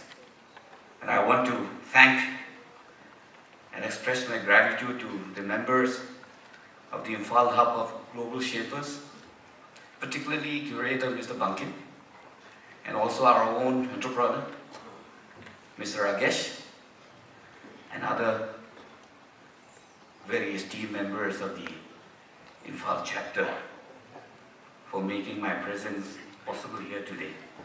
It is a huge privilege for me to be a part of this event and to have met you all. You guys have enriched me. May success always greet you at the end of the door and along the way as well. Till then. Thank you so much, sir. So before we begin the question and answer round, I would like to say that we are very honored that you could join us. Thank you so much, sir. So, shall we proceed with the Q&A? Okay, if there is anyone who would like to ask any questions, please raise your hands. Yes. Good afternoon, sir. My name is Bidhan. I'm the founder of Synergy. We primarily operate from Manipur, but we are expanding in other northeastern states also. So how should we approach NEC? There are two ways to approach NEC under the new guidelines. We have divided the NEC fund into two sectors, two parts. 60% of all the budget will go to the states now.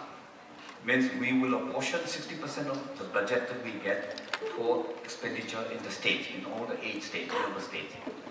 And 40% will be left at the discretion of the NEC.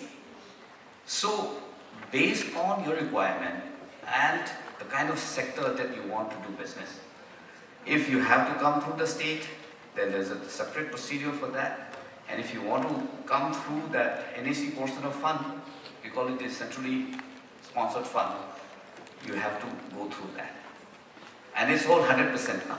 Earlier it used to be 90, 10, NAC will give you 90%, state will contribute 10%. Now it's all 100% funded by NAC, all the projects. Yes, any more questions? Yes, yeah. Can you raise your hand? Please, you're right. Okay. So thank you. We have heard quite a lot about this Northeast Council. Since 2016 is when my journey began with Krushi Karma Naturals. In terms of this financial assistance, I have approached net fee, but that time it wasn't at all acceptable because I was at a very early stage.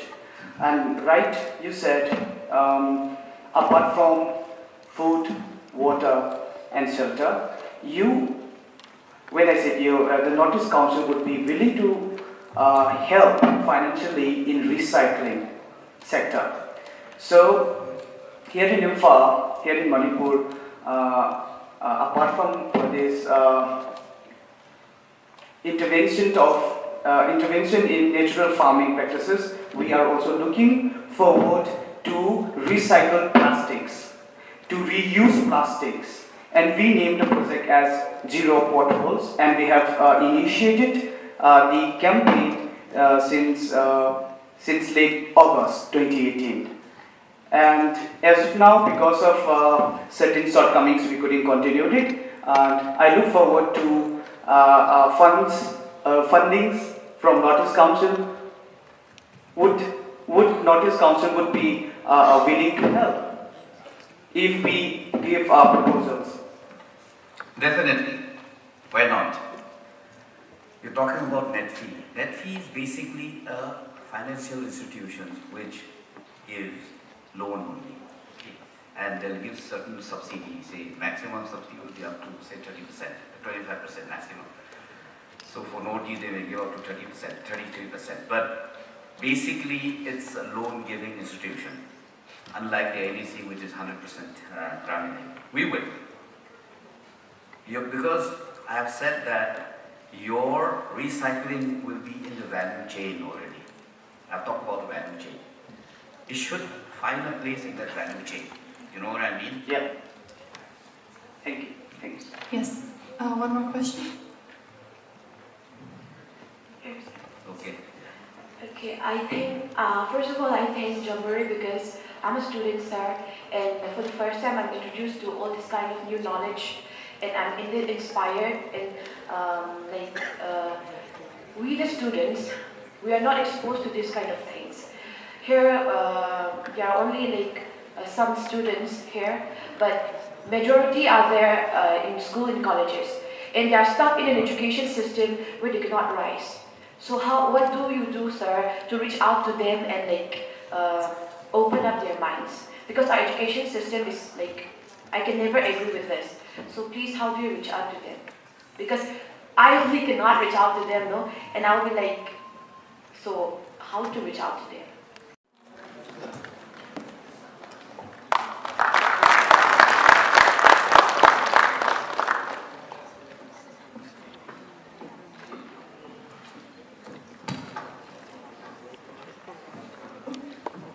Thank you so much, sir, once again.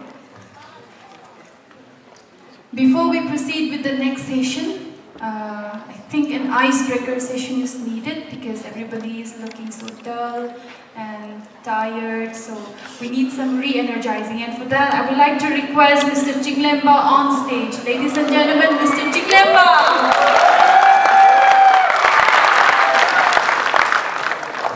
How's everybody doing? Good, great, boring, awesome? How many of you say awesome? Raise your hands. All right, good. You guys ready to party? Yes. You guys ready to do some dance? Yes. You guys ready to make some moves? Yes. Then goddamn stand up, guys. Let's go, everybody. Come on, let's go, stand up.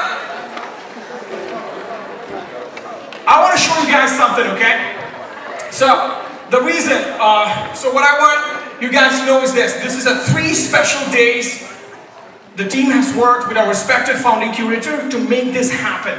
And the people that are meeting right now, you don't get to meet it twice or thrice. This is a very rare opportunity. So I hope you guys are squeezing everything out to get the maximum benefit out of this. Are you guys doing it? Yes. Are you guys asking questions? Yes. All right, how many of you are asking questions? Show me. Okay, I can count. All right. All right, so I hope you guys maximize the day. So here's what we're gonna do. I want you guys to know this. Put your hand, take your hand in your heart. Possibility. Okay, so what does that mean is you live in a state of being, of a lifestyle where everything is possible. We're living at your fullest potential. How many of you want to live at your fullest potential? Raise your hands. Everybody. Awesome, awesome. So here's what we're gonna do. All right, we're gonna play some games. We're gonna hit the music. Percentage, you ready? Give it a hand for Percentage, ladies and gentlemen. All right, so we're gonna do it this way. All right, so what I want you guys to do is this. Anything is possible. So what I want you guys to do, we're gonna do. Okay, where's Naltoy? Naltoy's not here. Everybody, make sure you fill up the gaps. Have your next to the other person. There's no gaps in between. Everybody, join in. Let's go. Let's go. Let's go. Let's go. Run, run, run, run, run.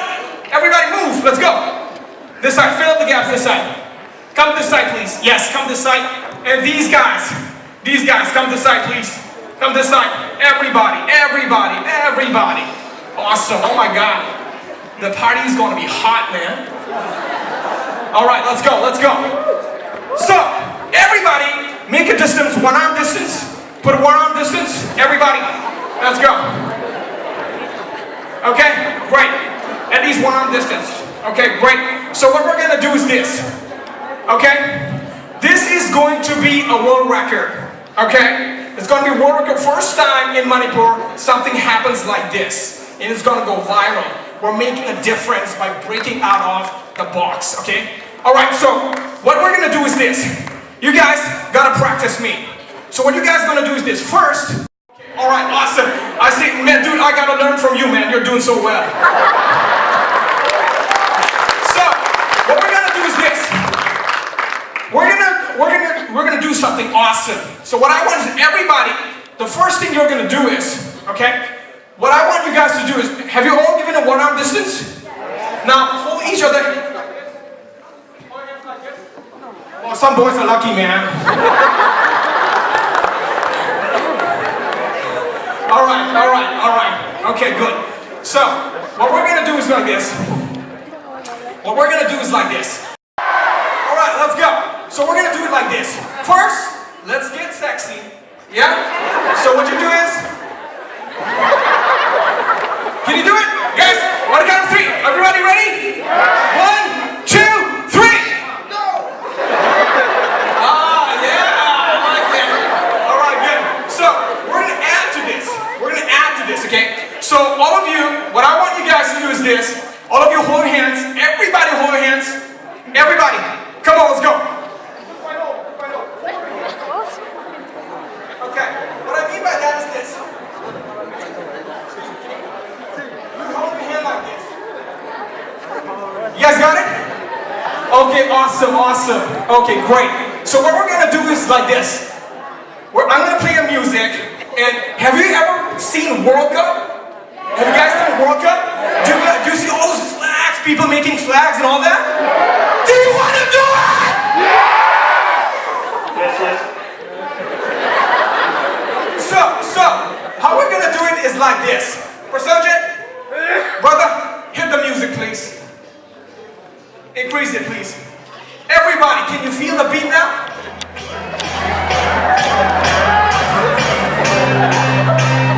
All right, everybody, feel it. Okay, cut the music. What we're gonna do is like this. When that music comes, we're gonna start from this side. Okay? No, guys, listen. This is how it goes. We're gonna do it 10 times. So the wave is gonna come like this. Okay? How do we connect from there? Okay, sir, can you figure out a way to connect? Maybe get closer? Okay, maybe once you're done, sir, you start. Then we go like this. then you start, sir. Okay? Every end, we go like this. Zigzag. You guys ready? Yeah. Are you guys ready? Yeah. Alright, so, ready? So first, we're gonna do the move. Mato, you ready with the video? Okay, cool. You guys are gonna be popular. Okay? Alright, let's go. One. So, when the music is on, what do you do first? First thing, what do you do? Shake your body, shake your body. Alright?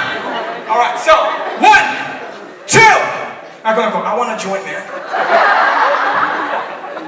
You guys ready? Okay, hit the music, brother. Everybody move.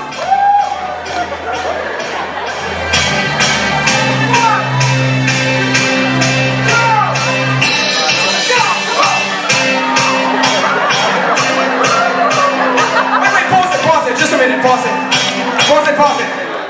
Man, I'm out of trouble. Give me some energy, man. Moves don't have to come to that. Look at me, guys. Everybody, eyes on me, especially the beautiful girls. Okay, so what I'm saying is this. You know, when I do this, I'm not like, alright, you do like passion, man. Like that, okay? So you guys ready? One more time. One. Everybody, move!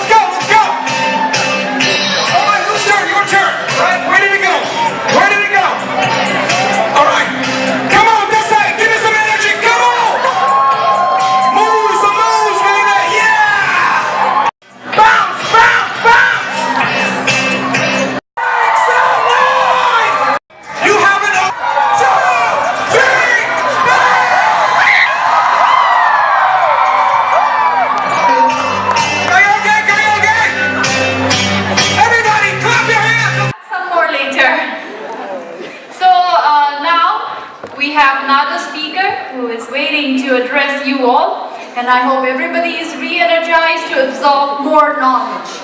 So we have Mr. Sanjay Aditya Singh from JetWings all ready to address you. After that, we will be revealing the result of the IJ Pitch Fest. So I hope everyone will be waiting, you know, to get the results. Yes. So anyway, before I call upon Mr. Sanjay, let's have a look at his profile.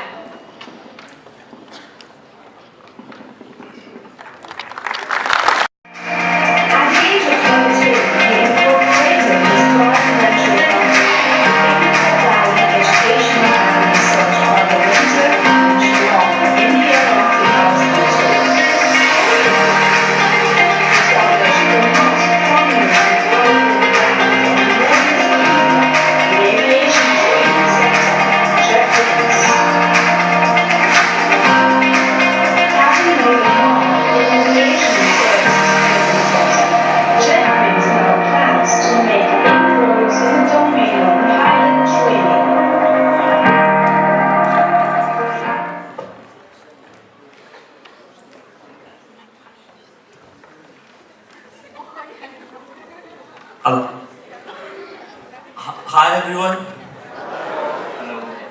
I will thank Mr. Ching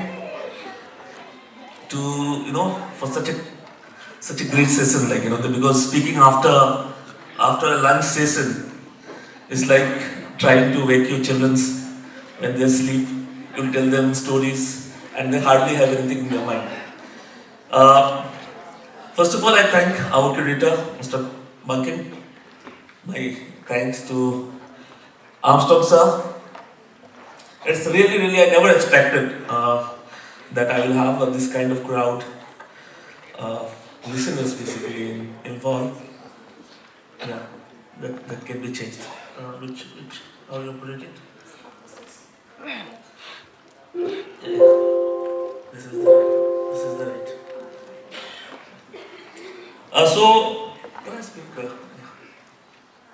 So when I started to speak, when I came and I was listening our early speaker, sir, and then the questions arise. This was mainly the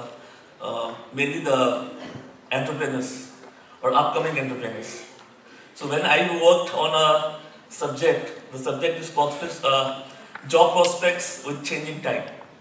And this was basically, I thought like, do we have students here to listen to me? Because the entire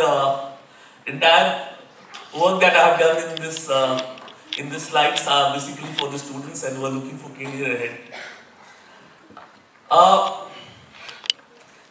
There was one question put together when they started the speech is that by a student that she's not happy for the kind of education system that is, before I start the slide, I talk about that education system is going on in the country.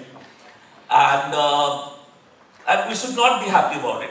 That is really a right kind of thing. See, you would need to understand what kind of education that's going on right now in the country. You also have to understand where do you come from. If you look back in the history, you'll find that we have a great historic lineage with Imphal. You have Mahabharata, where you can see Krishna's, you have his following out of here. You have prehistoric country, India. You have prehistoric education. We have our Vedic education system. And later on, we came up with the British education system that was developed way back in 18th century for the Indians. So, do you think that British really wanted to create a lot of wide, clear, bright citizens for the future? Actually, they wanted to create people who could actually work for them. And that's how they defined the education system. First is they removed the regional languages and they put English on it. And the system of education that today we call the university education system, the higher education system, is basically defined and derived by the British. Now, the British university system was adopted once we got independence, and still now, the same thing is happening. There has been change, and the change is very important, change happens. There was also change, because initially when you got the independence, at that time highly people were educated. So anybody who was a BA pass, if you are a BA pass, you could do a graduation, you get a job. Then it became, oh my God, if somebody is, everybody started going to university, university and grab a degree. When they have a degree, they go again, got a job. But when, things came up, 30 years passed down, you get a government job without anything. You just do your engineering, pass the engineering exam, apply for the government job, and the government will call you. That happened till 80s, 90s. Then there was a population who never wanted to be an engineer. They were not graduates. And what they do, and the population was actually increasing. At that time, government thought we can come up with ITEs, we can come up polytechnics, who will create manpower that will be helping to drive the economy of India. So this later 80s, the job prospects turned into coming up diploma courses, and a lot of IT and ITEs, not ITEs, basically polytechnic and ITIs were open throughout the country. So in the year 2008, Manmohan Singh government realized that by the year 2022, India is going to be the youngest country worldwide, and it's going to have 1.3 billion population. That is basically, if you take the entire world as a population, you will find every 6% of the world is an Indian. And what technically we are going to do? See, what happens when there is economic changes? When the economy changes, with the economy there is a change in trend of business. Initially, you could just remember the movies of 60s, the movies of 70s, the movies of 80s. Or not 80s, I guess 70s. You used to find the hero is working in a factory, and his friends' hands get cut in the machine, and the entire union is coming and they are shouting to get that rebate, because they didn't have a good HR policy at that time. So, all those movies were revolving around the society. If you see the society now, you'll find that the movies are shot abroad. The hero is not at all worried for how the income is coming. He is really doing his work, and you'll find him any day in America, he is in US, he is in Zurich. So the time has changed. So what is the movies? Movies is actually technically the society is shown in the film. It is our mirror image. So I come back 2008 when Manmohan Singh government thought about, because he was an economist, he thought about one thing, that by 2022 India is going to be a global 1.3 billion population, where 60% of the population will be below 35, they will be youth. And if this youth is not taken care of, Indian system, the Indian government will not have so much of, facilities so that they can take care of these people, and the population will go haywire. So Vision 2022 was taken care. So with that, the government started working. And now we also took a stake on that, how this Vision 2022 will work, and actually what is the policy. Because these slides are very, very less. I'm just going to talk on certain job prospects. That job prospects are very real, very, very, very accepted, and very much having demand in the international market. So all the youths who are looking for career, you can plan your career accordingly, according to these prospects that I'm going to show you, and you will be going to end up with jobs, that job markets that will be available to you worldwide, globally. Okay? So we start the first slide is this is sent by Jack Work, that the rate of change outside exceeds the rate of change inside, the end is near. If the globalization change, the change of technology, if we are not able to adapt according to the change of technology, the change of job prospects, we are going to be away from the system, and the end is near. So this is very important say. This is, we should see what is impact on jobs in 2022. What are the major areas that going to affect the job changes? One, globalization. Globalization is like we are moving from one country to another. Access is becoming easy, visa system is becoming easy. We have the policies of the governments are becoming very easy. There's a free trade policy with Thailand. ASEAN has become altogether. How many of you know that ASEAN has become free trade union? How many of you know about it? How many? Can you tell me somebody how many countries are there in ASEAN?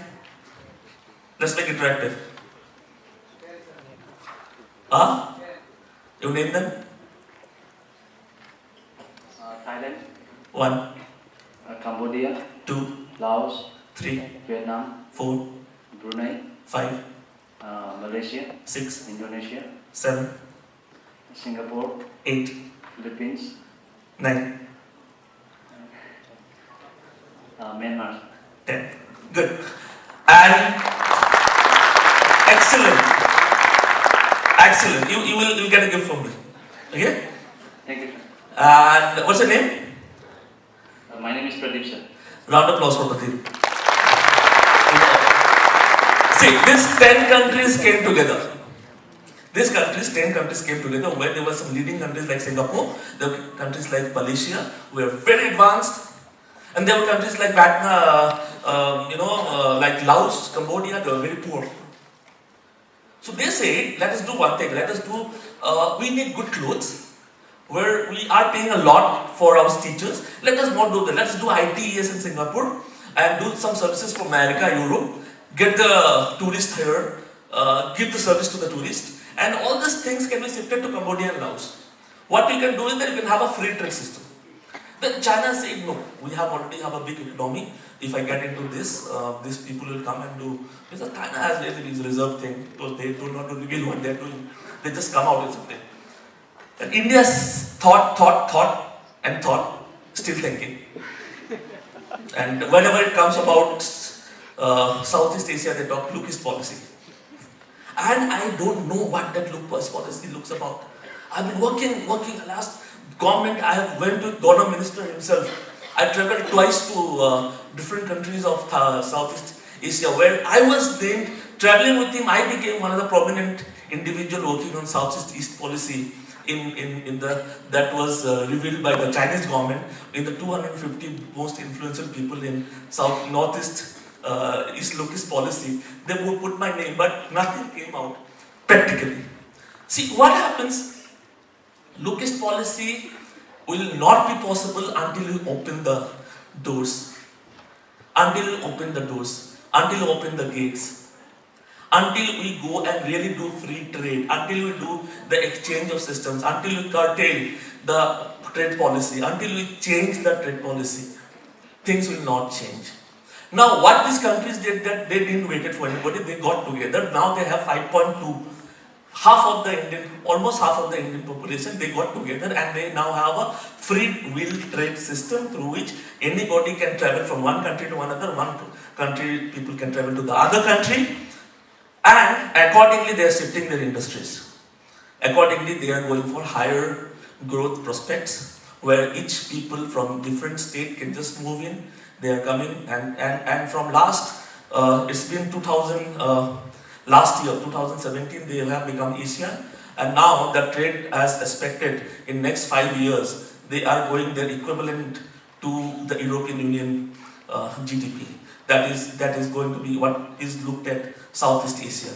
And we Northeastern people are very, very, very close to, in flora, fauna, dynamics, and everything with Southeast Asia. So now, we need to understand where do we stand, what we can do, and how we are going to save our futures. Right? You understood? So now, globalization has a very important impact. Slowly, now India has understood, it has tried to give a free trade policy with Thailand. If you do exports from Thailand to India, the export license taxes was reduced to minimum. So again, it was understood that Chinese companies are targeting going and set up in Thailand, and from there they're trying to push their ingredients to India. So again, now one question mark is put. For time being, again, it's been into the thing where the foreign policy is going to be reworked. So it happens anyway. So you understand globalization. Second, demographic changes. Demographic changes is very important. Demographic changes is like the development of a place. Adoption of the industry, exponential technologies. And next 5 years, the most impact, because I am telling you for confirm, this switch that I am having in my hand will not be present in next 5 years. And I guarantee you the phone that Armstrong sir is having in his hand will not be there in next 5 years. The global system, ITES, is so fast changing. The highest impact of job that is threatened is two things. One is IT and BFSI, banking, finance sector industries. Okay? So highest change that's going to impact in the industry is BFSI. At this reading is 2018 current March. This is the world rating that is done in September. It's very current data. Okay? Now, second change, the job change is going to be in automobile and retail. Is the second industry where the format of jobs will completely change or may change, or the impact will be up till 50%. And third industry, where it will be low, because I think by the time the British, we were wearing this kind of shoes, pants, jeans, apparel is an industry that will not go with job changes, because job as it is now, it will have the same. The job priority and the art and techniques and your skills will not change, not much. This is in apparel and leather industry. See, 12 job trends are expected to signify the change, the job landscape of the country by 2022. In terms of India, by 2002, new jobs being created, jobs being threatened, changing jobs with respect to skill sets, and unchanged jobs. So, anybody you are shaping your future, see, I'll tell you one thing, I'll take 1 minute or 2 minutes, just don't go for education because for the sake of doing it. You just passed your HS, somebody told you should do graduates, you go to college and do graduates. Then once you're done graduate, somebody tell you that, oh, you are a graduate. Mr. Smith's son is a master's. You go to college and do your master's. After master's, what? Then you come back, then you, maybe with due respect, you go and stand by a politician whom your father knows and says that, please give me a job. Now the politician says that, oh no, there is an entrance. You go and apply for the entrance. You may not get that. And after that, you struggle for 5 years and then come and think that what next? And at this time, you are a graduate at masters at 24, 6 years you spend your time in looking for jobs. Or by the time you are a frustrated person, you may take into something that is not basically good for the society. Or you might start your career at 30. So already you have lost that 10 beautiful years of your life, that your 20s. And then once you are not well established, there will be pressure. You have to get married, 30, 31, 32, 33, 34, 35, like that. And this life goes on like that. So it's very important for you to make and understand where the world is moving, where the globe is moving, where the industry is moving, where the jobs are moving. And where do I study? Rather I don't study. Rather I don't go to college. Rather I do something that gives me job the day to day. Rather I do something that actually makes me, what is the end of job? Job is to sustain myself. If I am sustaining myself, as I told in the last speech, by going into piggery, by going into fishery, by going into something, that I can really do, let's do that, not waste our time. What you need to learn, you need to know to speak, to write. There was an entrance conducted for the engineers of the country where 77,000 engineers gave exam. They were not able to write the answers for the questions that was set on the standards of class 8 of CBSE, English literature. 77,000 engineers of Indian were not able, they didn't pass. So this is what the education system is all about. So it's very, very important to understand the industry, because there's not much science, so I'm trying to make you understand that. See, this is a very thing, there are 12 sectors, this is 12 factors that actually determine this is the level of exports that India is going to have, shrinking overseas job market for Indian workforce. The world is moving into robotics. As the world is moving into robotics, the workforce jobs are becoming less. This has to be understood. That this also is to take care of that jobs are coming somewhere in some sectors, jobs are getting lesser. Then the demographic changes, again adoption of exponential technology in the Indian national demand and research to climate and sustainability, new work arrangements, lots of small connected products, services, that is what told about that now young entrepreneurs are coming up, they're launching their own products that have got their own market.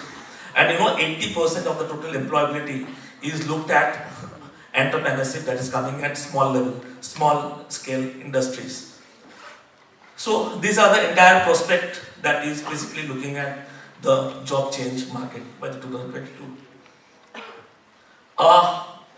To understand that the 10 to 20% of the jobs will not be there in IT, in automobile.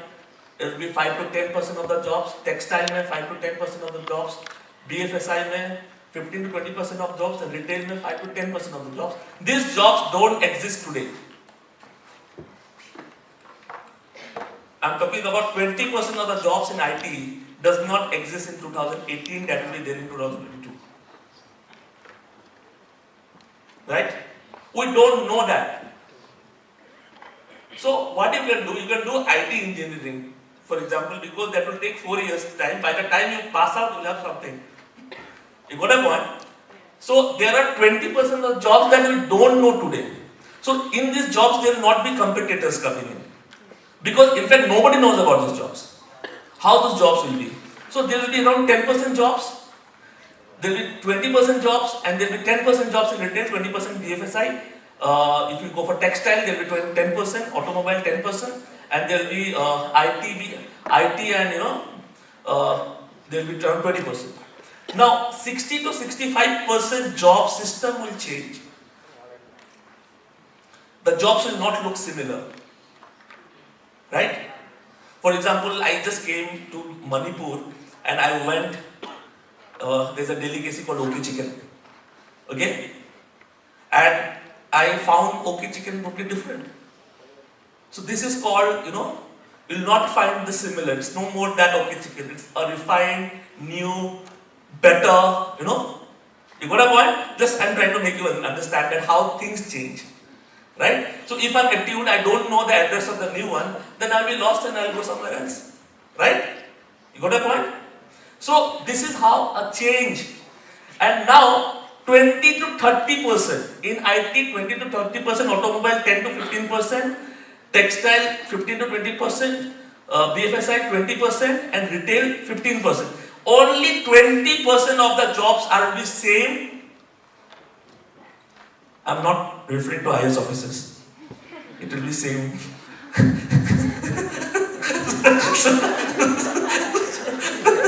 Looking at me. It will be same until you are serious and more.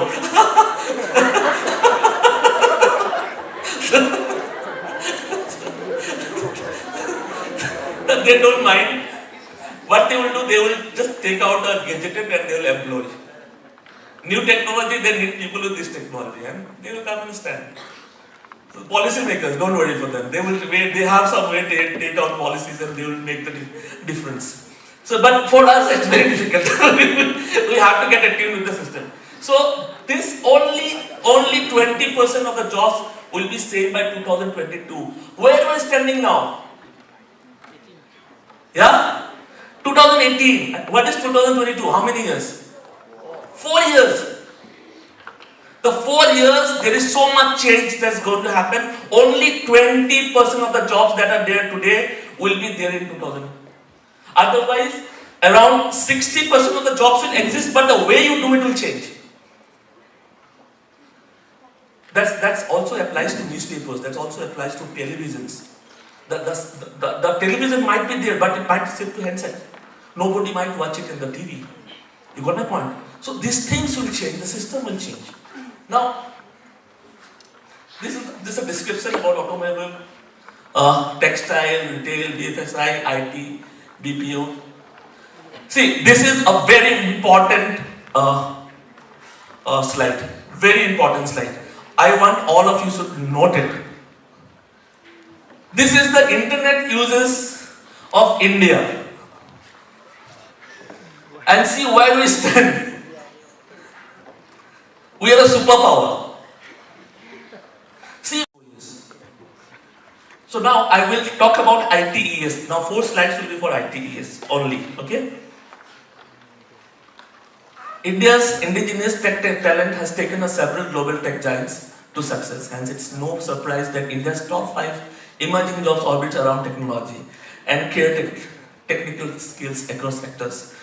This is not me, this is LinkedIn's Vice President, Fionn Ang. He just gave this statement last week. Right? Now,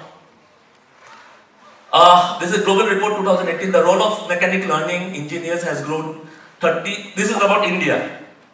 This is a global report about India. About 43 times it has gone more. The role of customer service management in India has seen 27% growth. Customer service also relates service industry. It also relates to retail, logistics, hospitality, airline, everything. Okay? That has gone by 27%.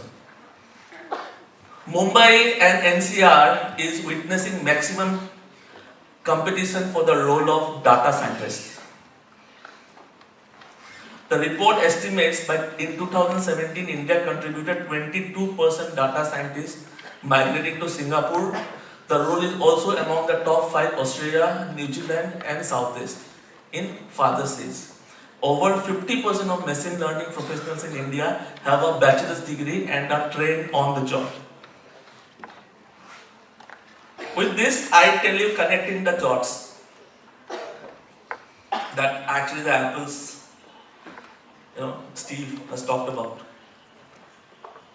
It started way back in 19th class that we wanted to produce graduates, right? And it was because they wanted that. Initially, when I started the speech, I talked about the British, and the British, they wanted it for themselves, and it became a trend. And since 73, 80, we started becoming engineers, right? Now we have got a huge number of engineering colleges across the country. And the global report says the Indians, over 50% people who are using IT are engineers. And they have bachelor's degree. Because we go behind bachelor's. And this negative thing that was being unemployment due to bachelor's degree or something like that is going to become positive again in near future. Because globally we will be competing with people who will not be graduates but will be graduates in terms of education. And that is going to be an added advantage, as the global report says. These are the top 10 IT jobs. I'll just explain you. Okay, just note it down. For the students who are in HS, you can tell you. Machine learning engineers, these are the programs who develop machines and systems that can be learned and apply knowledge without a specific direction. Second is application development analyst. These are analysts who combine the maintenance of IT services while working face to face with users who need their technical know-how and support.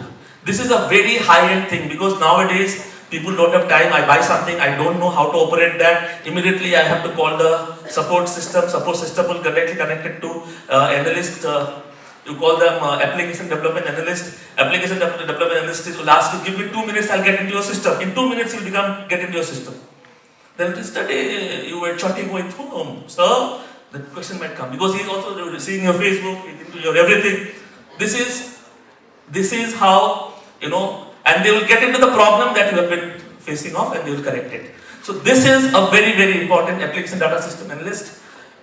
Backend developer, they are the development who are responsible server-wide web application logic integration and work front and developers do.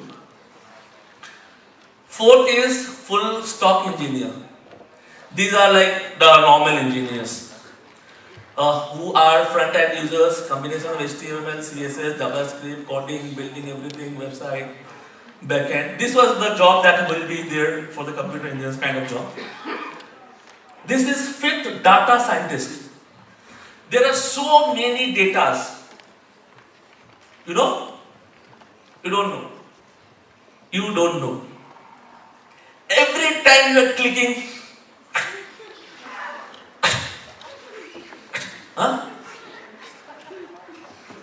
and Google is selling phone. It is telling that you can store that data. They have ITES park and they have a huge policy where the government itself can be of big help. So please look into this and go and talk to your IT secretary, principal secretary or joint secretary and ask, because they are building a good IT park, so you can definitely develop data banks. And this is going to be a big industry in coming times. And data banks is not that, it's not that only Indians, you can store data of worldwide. Customer success managers, these managers are responsible for developing customer relationships, promote retention of loyalty and jobs, create closely with customers, ensure that they are satisfied, service they receive, improve upon areas of dissatisfaction. Digital marketing specialist, this is very important area because the jobs, everything is getting digital. So if you are going to promote everything, you should know how to, because see again, connecting the dots. You have been using Facebook for your thing, you've been using Instagram for your, for fun, but this will become a job for you. This will become the highly paid job for you and you can be operating it, again remote sensing, you can be operating it from, if only you are good at it. If you are good at it, you can operate just sitting here, you can make lakhs of money. You can just have an ID card of Google or you can have an ID card of any company, and you can start from any remote sensing system, and you can earn a lot because entire system, promotion, marketing is going to be digitalized, and all the maximum funding of the companies are going to be in this sector. Biodata developer, the big data developer, is a person who creates and manages companies' big data infrastructure, tools, and someone who then grow the fields over the various amount of the data quality. Big data developer. Isko, you please research about big data developer. This name for me was a taboo 2 years back. Oh, big data developer, data man. But today, like in the interface, big data developer is big. And you just need some IT knowledge and you can develop. And if you do some courses, you will have here and there, you will have vocational courses who are into big data development and analysis courses, hardly 6 months or 1 year courses. And you can go abroad, you can go to Singapore, you can go to Malaysia, you can go abroad anywhere, you can do so much jobs. So big data developer ka thing, you please keep in mind. Sales, recruiters, these are like little higher ends. And Python developers are also like developers who are developing server sites. Basically, if Manipur government or they want their own server system here and they want to protect their own information system, they will need Python developers. And there will be a lot of Python developers who will be talking about the different department policies, and there will be so many things that the government are going and giving into villages. All these things will be streamlined, put into data system that will not be connected to internet, but that will be the state's own property. And this Python data people will be required with this knowledge. So if you have the Python developer certifications, this will give you a new job in 2022, big way. Again, I talked a lot about IT. I don't want to talk about medicine, because medicine you all know about the most noble and there's no end to it. And after that, according to the perspectives of the state of Manipur and northeastern states, and these are the 6 sector jobs that has been told that are the jobs of future. And we are not covering beauty and wellness, because beauty and wellness has already been said as the job. This is not going to change much. Already it's going to have its own thing. So anybody who wants to book, this is beauty and wellness, something is not going to change. So it already exists. Okay? So I'm not talking about beauty and wellness, because this exists and it will be there. Okay? Health, maybe like health, gymming and everything. It's already been talked about and already been thing. But the jobs that are going to change highly in next 6 most emerging career options that are fast becoming popular and high job oriented employability in global format other than IT. Instead of lining up with thousands of others to join yet another regular career, think of opting for these emerging career options which need more employees. This needs people, only people, right? Today we see a complex job scenario where on one side we are qualified professionals desperately trying to find a job, while on the other hand there are mainly professionals that need talent but are unavailable. In backdrop, the need of the hour is that youth be aware and have an understanding of the emerging career options, right? So you should have an understanding about the emerging career options so that you don't stand somewhere after 3 years, 4 years that, oh, where to go, what to do, as if I don't know. So these are the next 6 areas that you should really look at. ITs, who can cover up ITs, that's gone. Now, very fast developing industry for India, as said, is going to be fashion and textile industry. The current cosmopolitan and fashion conscious wave has taken over. The country has opened up huge arena for career in fashion. These careers encompass traditional costumes I'm talking about, traditional design jewelries, footwear, wardrobe. And I'll just talk about myself. From 2002, I was 22, I started the company. We are basically into consulting, developing youngsters. By now, we have trained and placed 14,000 youngsters across the globe. And in fact, today we are having recruitment for Doha. I have signed up with ING Doha, sir. So they are tracking around 120 for their all 16 hotels in Doha will be recruited. And the assistant manager is Thangsen. He is product of Armstrong, sir. He's actually from Cruiser. Thangsen Think sir. I just and it is because of him we got the contract. And he is in Doha, sir. So that is great things have happened, and because of because this has been I was 22 when I started the company. It's 18 years now. With the youths of Northeast, we had many questions when at one point of time when we went and asked the government banks to give loan. I'll tell you one more thing. Yes, please, just before I close it up. Loan, they were not giving loan to the students who were not STAND or who don't qualify IIT. Then I called up a thing and then I talked about that why the IITians and the people only who have star marks will give in loan. Because IITs don't need loan because they are already done. The IIMs, they don't need loan. So we had to work very hard so that earlier that because they thought that northeastern states, we don't have accounts, we don't have return files. And then due to the struggle now, almost every branch at the bank are giving loan. For vocational course, you have the right, the government of India is giving guarantee. You can take a loan up till 2.5 lakhs rupees and till 4 lakhs rupees without any collateral. You don't have to give any collateral. You don't have to give any collateral to the banks. And if there is anything, you can see Kausal Vikas Yojana, that is Kausal Rin Yojana. This is one of the yojanas from the government of India, given by the Prime Minister himself. You can look into that thing and you can actually apply for your right. Your loan is your right. And there's so many government-sponsored schemes coming up. Keep your eyes open for that. There is also a way through that you can upgrade yourselves and get into different courses. So I thank you so much for giving me time. I thank Globalshapers for giving me an opportunity to talk to such bright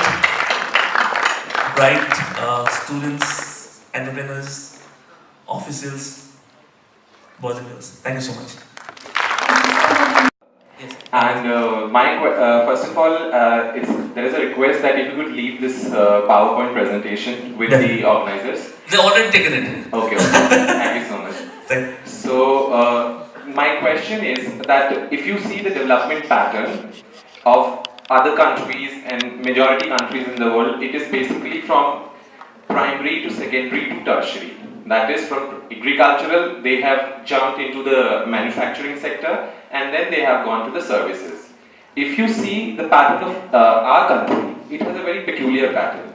We were and we are still primarily an agricultural country, which is the primary sector, and we have jumped straight away into the services without surpassing this manufacturing sector. Like majority of our GDP is from the services. Now, the thing is that the present government, when they came, they had come out with many initiatives, Make in India and Skill India, many things. And even the startups, they are having these incubation clubs and all these. My question to you, but still those startups and those initiatives which are even taken by all as individuals, as citizens, they are more inclined towards services only. Like, are we really, as individual youth, we are really I don't know which word is that, why we are not touching this manufacturing sector, startups in manufacturing sector? I tell you, it's a very, very, very good question, Raghav. I'm really, you should give a round of applause. It's a really bright, I'm telling you, I have sessions in Southeast, sessions in many colleges, universities. Raghav, this is a question that is so important. I've been studying this subject so much. And somewhere I was speaking, I mentioned 2 lines on this, service and agriculture. Really good, excellent, very good, intelligent boy. See, this is not that we didn't try to go into industries. Industry was stolen by China, by Bangladesh. 400 rupees to 500 rupees is the daily wage if you do in India. 150 rupees is the daily wage we're doing Bangladesh. Industries in China have killed the industries in India. So whatever you produce, the cost, acceleration cost, if I produce a mobile phone of our own, the mobile phone will be bigger in size, not good looking, the price will be around 2 lakhs. Where I can get a Chinese phone better with more important thing at a lesser price. So this has gone demography, because the Indian demography has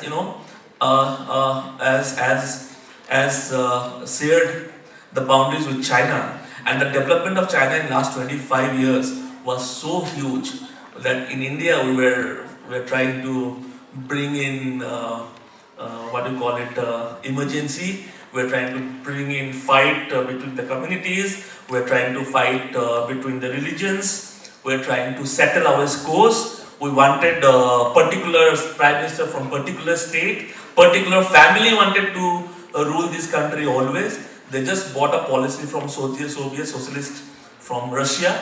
They implemented the Russian policy of industrialization in 1947 was done, and that was the wrong policy initially. And due to the policy, Indian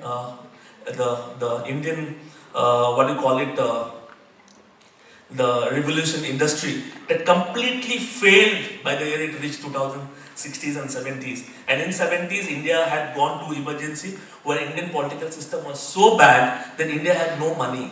Then the one Lal Bahadur Shastri came up with his Nara that to give to the agriculture. Jai Jawan, Jai Kisan. Jai Jawan, Jai Kisan.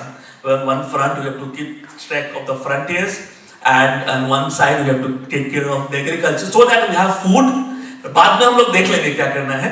And in 70s to 90s there was such a jump in the Chinese industry. They started competing with America. They started looking at Russian base. And now I'm telling you, they're coming in strongly. They're coming in aviation. They come strongly. They're coming in missiles. They're coming in IT technologies, because they're only there behind us because of the language, and that too we got it through British. So we have no option left. We have no option left. So we are good at English. We can take people around. We can show them Imphal. We can show them Loktak Lake. Good. I mean, sir, just an example, as someone who has worked in with government and government policies, I just give an example of real estate business. Now, real estate business, they had come this with Make in India, and just a contrary and a paradox to that, the Statue of Unity that they have built in Gujarat, most of the things, most of the engineers have come from UK, China, and Australia. Yes. I mean, don't you think this paradox, government should actually should stop on their own things, and then it will percolate down to the startups or to anyone who is trying to get into the manufacturing sector? Hope I could have been a little more empowered with more powers to take off the industrial ministry and guide the government. That definitely yes. Definitely yes. These are the certain policies that the youths are keeping your eyes open. See, you are the government, because you are the government whom you choose. And you choose a government, and then you expect your representatives to work in a different way. And you find them working in a different way. But you have your buttons, you have your switches, you have your rights. So see for that, because those are like policy making questions that really is a question mark again. You are so correct. In fact, not even engineers from UK, the funds of UK was used. those funds were basically for the development of youth and employment and jobs. Those were used, and now statue stands. It's fine, it's maybe the government is what they're looking at. They want bigger, like IT, you have gone top of the list. So as a statue also is the top of the list. So somewhere something has happened. So but keep your eyes bright, keep your eyes open, because we at your age we didn't knew anything. We were the graduates, as your age, Raghav, I'm talking about. We didn't know what the policy is. So this change of youth, I don't see these things will remain, this type of governments will remain another 5 years or another 10 years.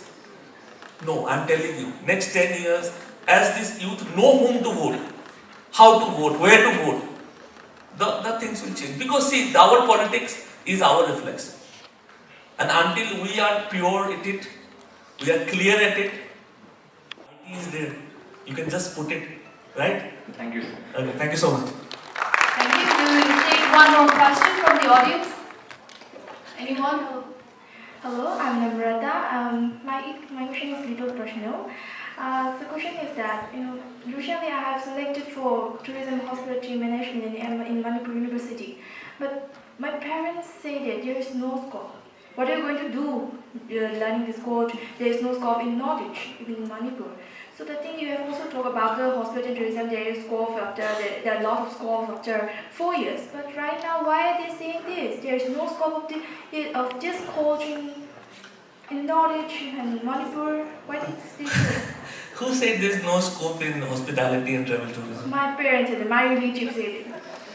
Your parents? Yeah, my parents, my relatives. What are you going to do? More than your parents will be your relatives. Huh? Yeah? Yeah, the relatives, they know a lot. Okay. So, what happens, we are basically, the education system was basically driven by our relatives. And maybe the statue is the idea of some relatives. So, you understand? So, relatives are the people who are, who need a credentials. You need a credentials. I'm standing with the credentials in front of you. I have trained and placed more than 1,400 youths from Manipur, out of which maximum 40% of them are now in international arena. There are some in Malaysia, they're in Dubai, they're in Doha. This industry is global. Your hospitality, travel tourism, aviation. This industry is completely global. There is no much national boundary. And the growth, you know how it grows. Just tell your relatives that industry grows by GDP. So what is the growth of Indian GDP? Indian GDP growth is 6.1%. Last year it was told 7.2%, there was told in the newspaper, but this is 6.1%. So what is the growth of hospitality and aviation industry? You know that? 22.4%. Right? And I tell you, what is the population? I need an applause on this. It's for all the students of Northeast, young boys and girls. You tell your relatives one more thing. You ask them what is the population of Northeast. Yeah? You do it. You ask them what is the population of Northeast. You tell me, Raghav, what's the politics of population of Northeast? I had a bright. I have no idea. Who knows? What's the population of Northeast? 8 states put together. It is close to 4.25 crores. Right? 4.25 crores. 4.25 crores only. And what is the population of India? 130 crores. 130 crores. So what is the percentage of people staying in Northeast? Out of this, I'm just telling you, out of this 3.25 crore people belong only in Assam. So hardly 1.5 crore people in other 7 states. And what is the percentage? 2.85% of the Indian population is Northeast. And what is the stake of Northeast in hospitality and aviation sector in India, you know? 31.2%. Clear?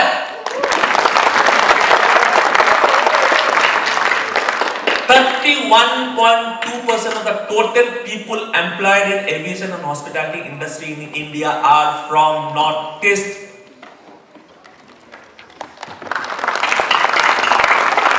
60% of cabin crews are from Northeast.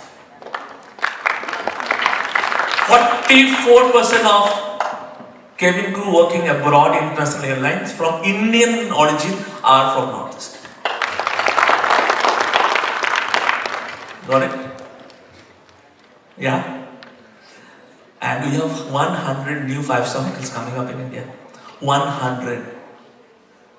Okay? So there's a lot. This industry is big. Okay? Yeah? And you also go for jotings.com. We are good in aviation. Come to us. We have hospitality also. Thank you so much. We'll train you and we'll place you. Thank you so much, Mr. Sanjay Aditya, Chairman of Jetwings, for the very informative talk, sir. We would like to show our appreciation and humble respect to you, sir, for that wonderful session. May I call upon our founding curator, Mr. Armstrong, to felicitate our speaker.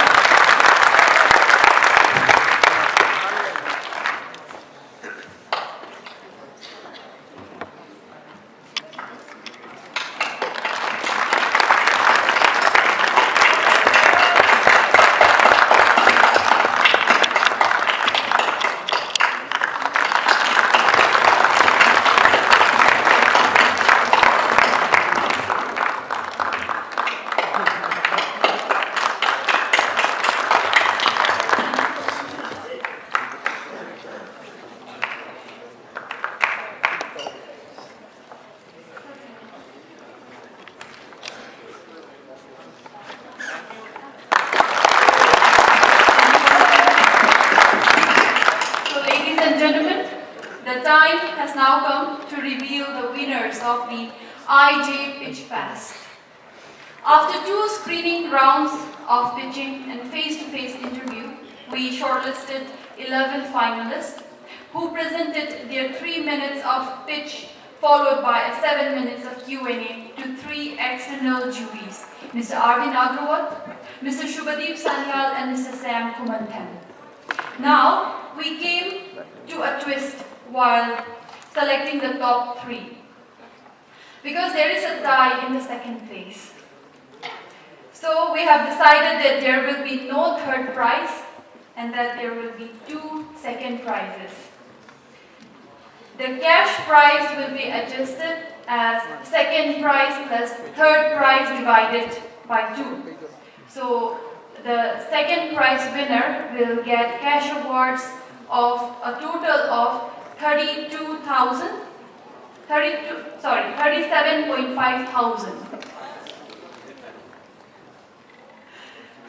So, to give away the prizes, may I call upon our curator, Mr. Bankim Nongthombo, our founding curator, Mr. Armstrong Pame, and our vice curator, Mr. Chinglemba, on stage to give away the prizes.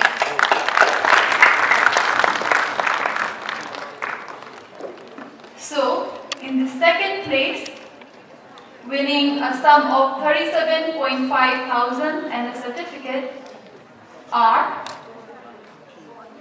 Medillion Healthcare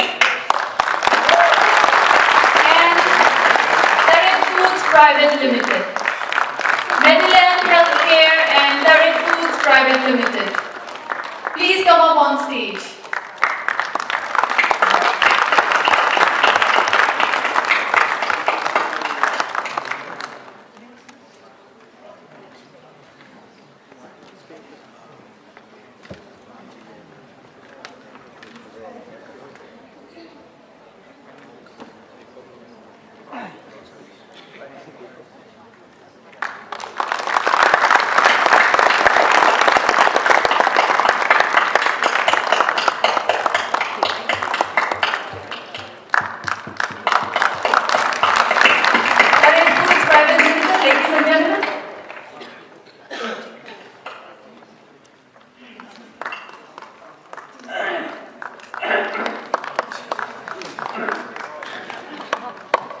Congratulations.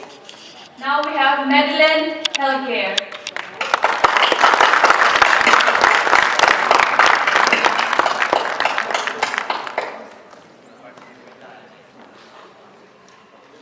Medillion Healthcare, ladies and gentlemen.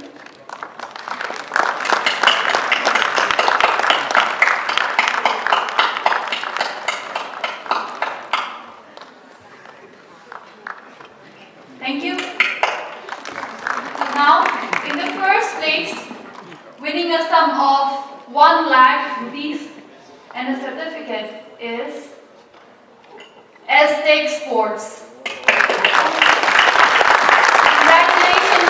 Aztec Sports. Please come up on stage.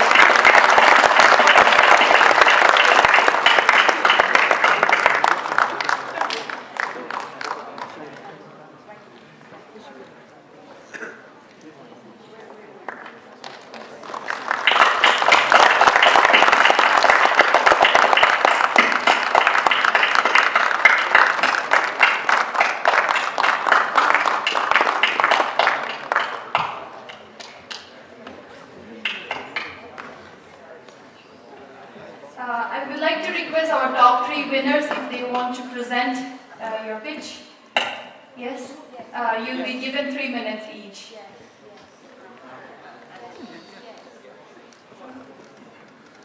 Yeah, and I request all our audience to please stay put until the end because we are very close to the end. So, would you like to present first? So, ladies and gentlemen, Aztec Sports.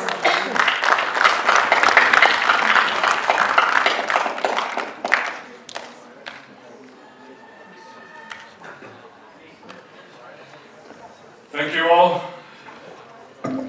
It's really wonderful to receive this prize and the certificate. I'm very excited with this opportunity and being able to stand in front of you. I would like to start with my personal experience. It's been a long journey.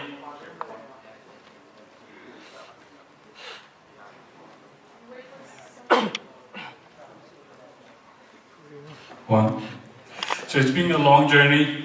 I was working in the IT sector till 2012, and then I left my job where I thought of pursuing my hobby. So IT is my passion and sports is my hobby. That was when I started to explore various martial arts because I had a foundation in boxing in 1994. And I was able to represent some of my clubs when I was working in various parts of the country. And that was when I decided to think about how we can create, basically manufacture our own brand. So India has a manufacturing hub for sports in Punjab, in Meerut, and we have other sourcing providers from the rest of the country. So that was when I started with this initiative. I had also other ventures that I started. I failed for the first time, and I had a lot of lessons that I learned because there are a lot of different frictions in the business, and then we had to look into various other domains on how to synchronize those supply and demand. Then I started my next venture, which is an IT-based company in Hyderabad. It went on to be successful, and that was also the same time when I also focused into sports. The Aztecs name has been derived with the indigenous Indian, and it basically implies the Native Americans who are basically the native Indians, which is part of the Americas. So that was when I came up with this name. And I did not think of a kind of an Indianized name because we are also looking at the acceptance in the global market when we go to exports. So this is the problem statement that I see, and this is with terms of the local brands being cannibalized by the foreign brands. So everybody wearing Adidas, Nike, Reebok, Puma, and this is when we are attracted by these foreign brands, but we end up paying more than what we actually should.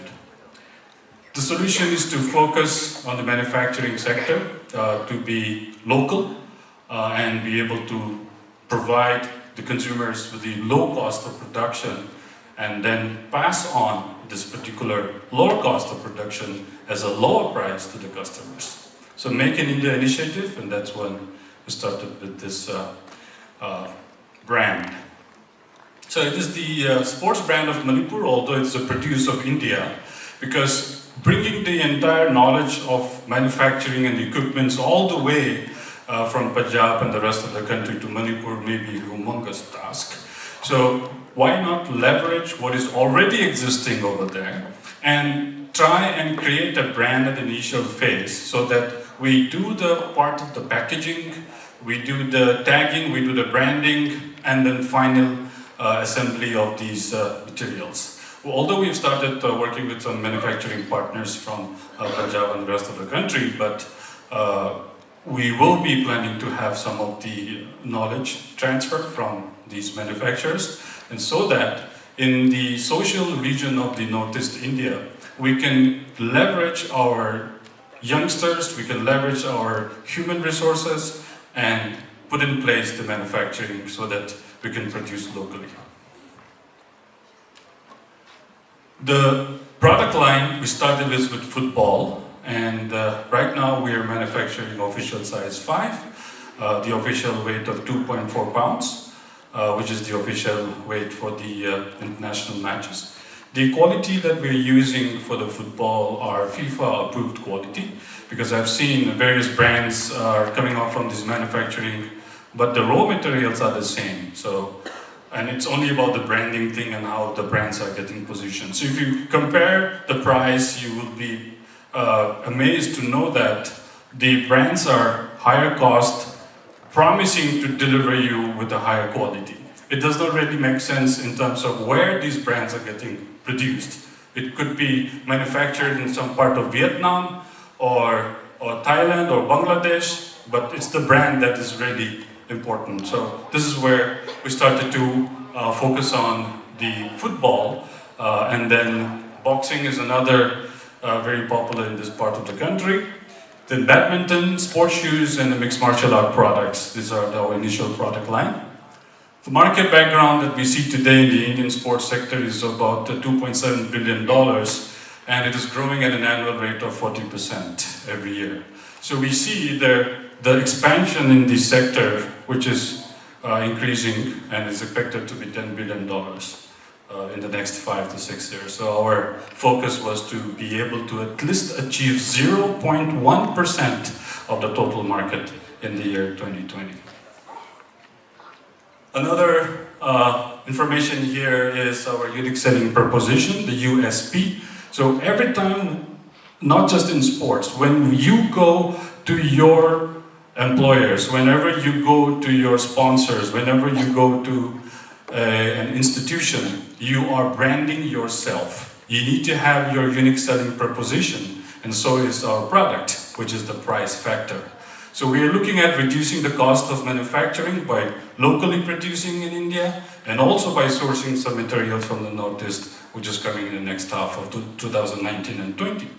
So we compare the price of an Adidas or a Nike. You can see this is the official football with an average minimum practice football, 2,000 rupees, where we are selling the same at 1,000, and so are the rest of other football, all season football. So this is already in production, it's available for your purchase. And the business model, we're looking at B2B and B2C. This is the business to consumers, direct sales, and the B2B is the business to business, and followed by other training services to offer the specialized training and fitness services. Then estimated fact sheet, these are some financials that we have discussed regarding the investment and the revenue. And this is what we are comprised of, mostly friends and family, and partnership with our industry IT company. And this is what we have from us.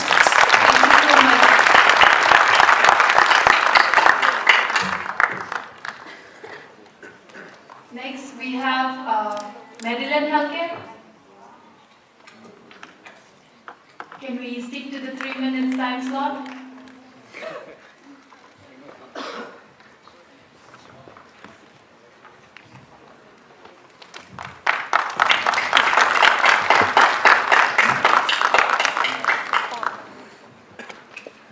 Thank you.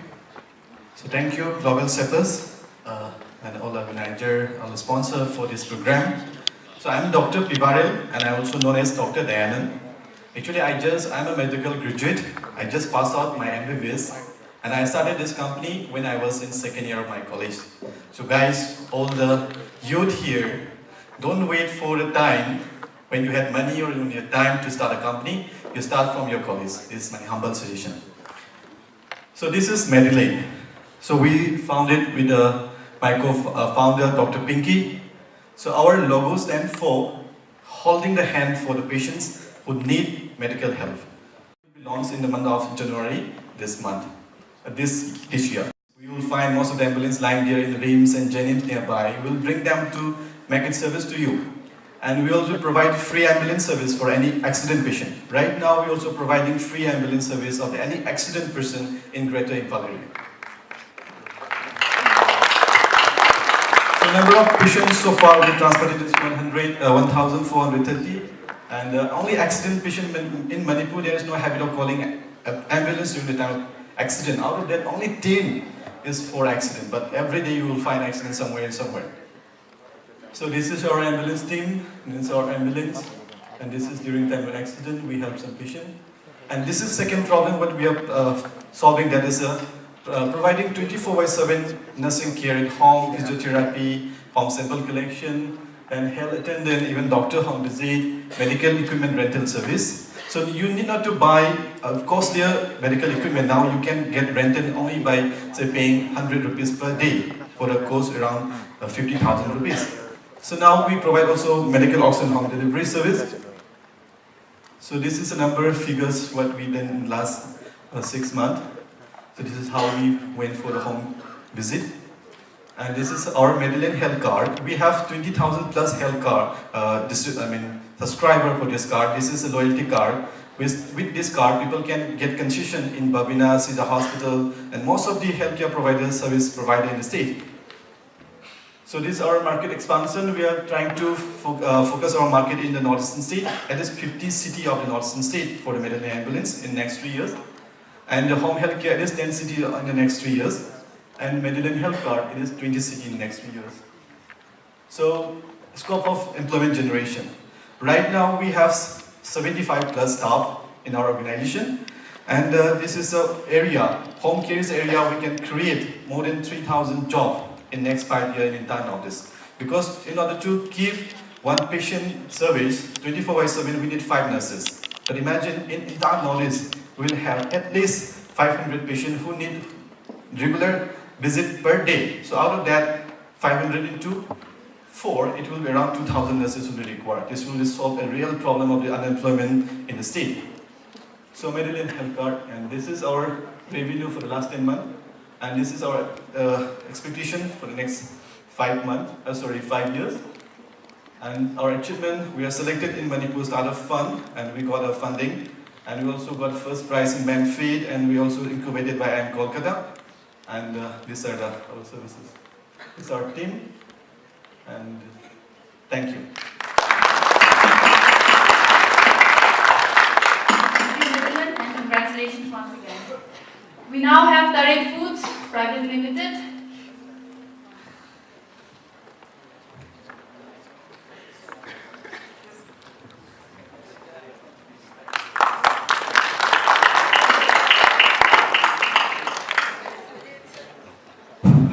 Good afternoon, everyone. So, Taret Foods, I will just skip my history and also I will just stick to this PowerPoint. So, what we are a food processing company that is focused only on black rice. So why we targeting black rice? Because we have been telling like eating black rice is good, it's good for health, it's many health benefits and all. But you can't consume black rice every day. You can't consume and cook rice, black rice form every day. So what we have been trying is to process, to produce value-added products of black rice, and we will try to sell and sell it in Manipur, in Northeast, in all over India and all over world. So, our solution. So these are the 3 products we have now, and this will be the solution, and we will be increasing our product line, but currently this will be solving the problems. For example, black rice bhujia, snacks. So to reach to the bottom level of the market, you have to create something that can reach them. So you can't reach them by 50 rupees, 100 rupees high-end product. So through this, we can reach the bottom level market through snacks. And then to reach the high-end niche market, the market. So this team I will just skip. So competitive landscape, there are many competitors. I mean, indirect competitors like Haldiram and direct competitors like local producers. So what is our advantage? Our advantage is like, we are a company that is focused only on black rice. We are not a company who have many products and black rice is one of their products. We are not that.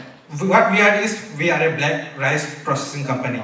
So our research and development, our knowledge, our deep expertise about black rice, they can copy my product, they can create another bhujia, black rice bhujia, but they can't copy what I have, what the expertise we have, the knowledge we have. So that's our USP in this sector.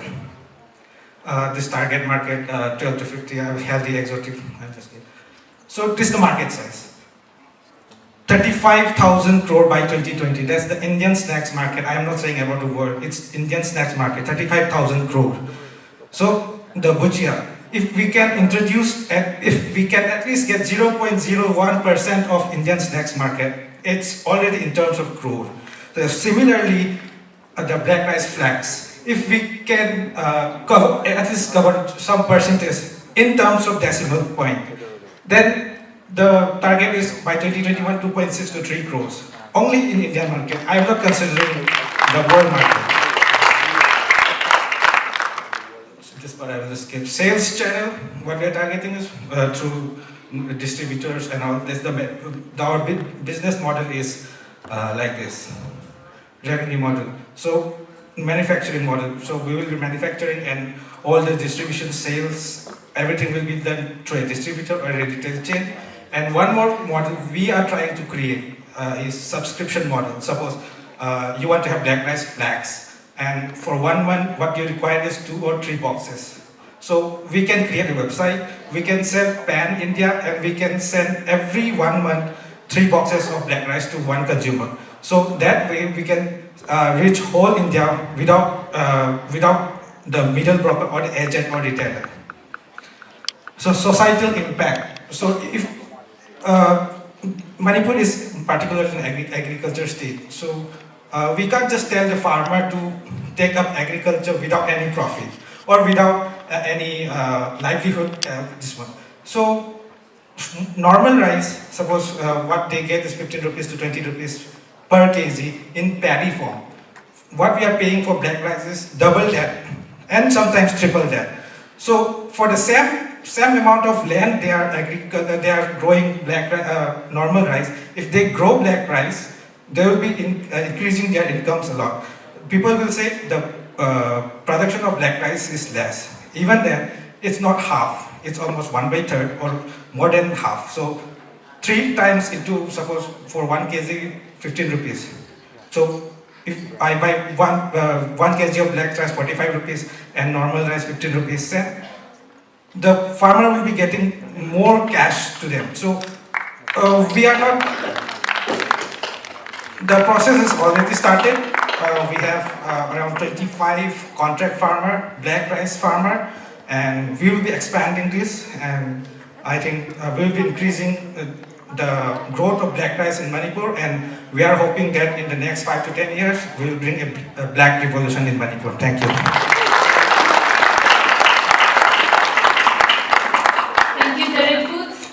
Congratulations once again. We will now quickly give away certificates to all the finalists of IJ Pitch Fest. This has been a very tough competition because the quality of presentation this time has been very good.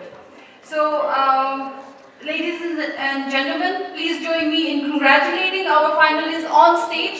Our founding curator and curator will kindly give away the certificates. Food Wi-Fi, do we have representatives of Food Wi-Fi in the room? Please come along. Both of you. Gari Services, GariServices.com, Gel Card, Krushi Karma Naturals, Khaba Construction Private Limited, LG Private Limited, Counting Herbal Enterprise, and Picasoid Health Technology Private Limited.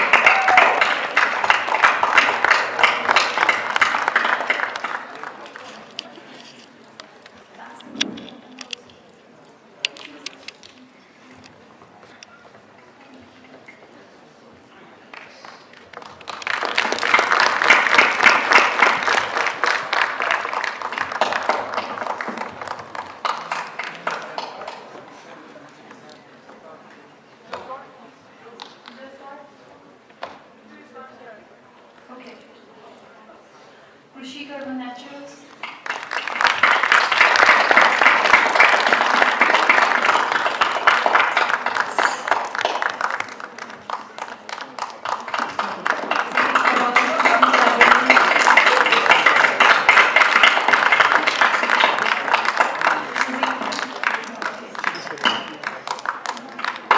Algae Private Limited.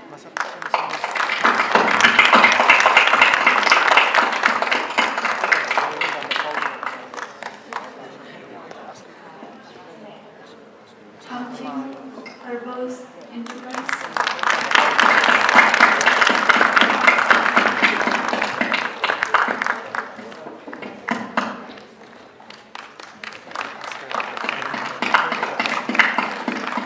Picasso Health Technology Private Limited.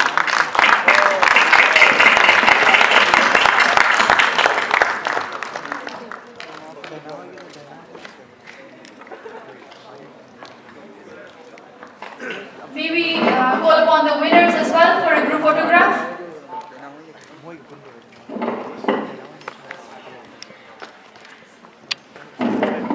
SD Exports, Mediland, Healthcare, and Tarit Foods. Please join us for the group photograph.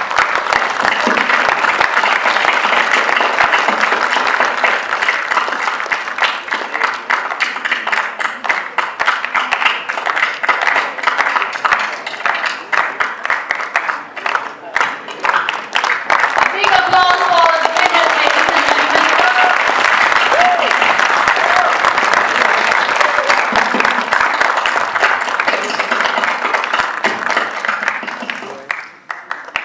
Thank you and congratulations to you all once again. We are also giving away certificates to all participants. So please don't forget to collect your certificate before you leave. If you are not given one, don't worry, it's because you have probably missed a few sessions in between. So, ladies and gentlemen, we have finally come towards the end of this amazing 3 days of Youth Conclave Imphal Jamboree, themed Our Future, Our Responsibility. I hope you all had a lot of learning and that the experience the experience you got here is worth your time. Before you leave this hall, please take a moment to reflect on your learnings. How is it going to affect your decision-making capability and how it has made you better and more responsible decision makers. So, to end, may we call upon our curator, Mr. Bankim Nongthomak, to propose a vote of thanks.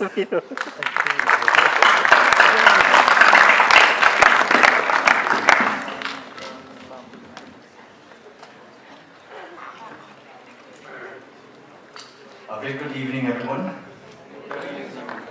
As every special moment comes to an end, and this occasion is no exception to that.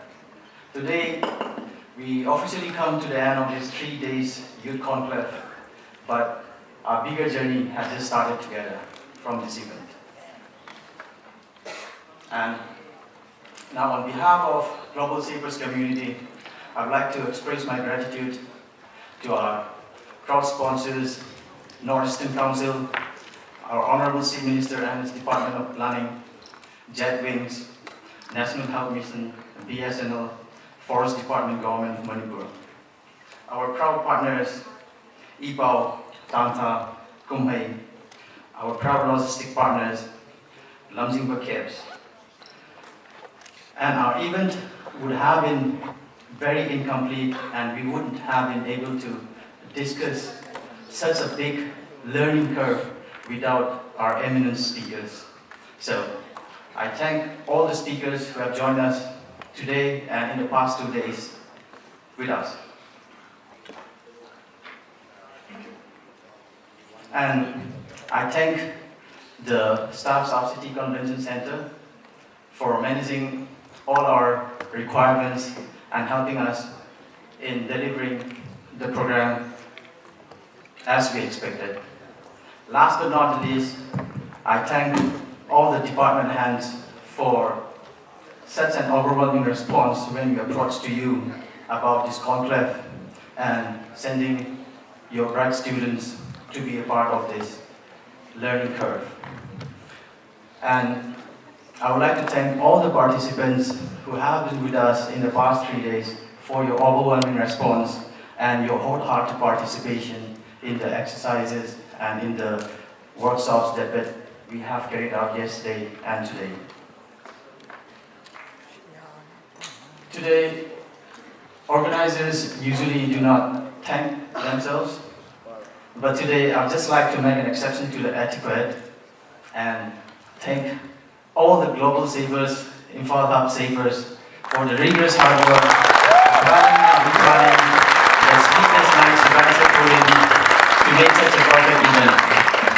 So, thank you, team, and as we have said, as we have believed, as we have discussed in the past 3 days, now we have learned, we have consumed what we implement, how we implement, that starts, and that's important. And we believe we'll be sharing more journey together in the future. Thank you once again. Thank you. Thank you, Mr. Rangan Nonthamu, for that wonderful vote of thanks. To close the session, may I call upon all our Imphal Hub Shapers on stage to take the final bow. Including Yini. Yes, including Yini. She is part of the family.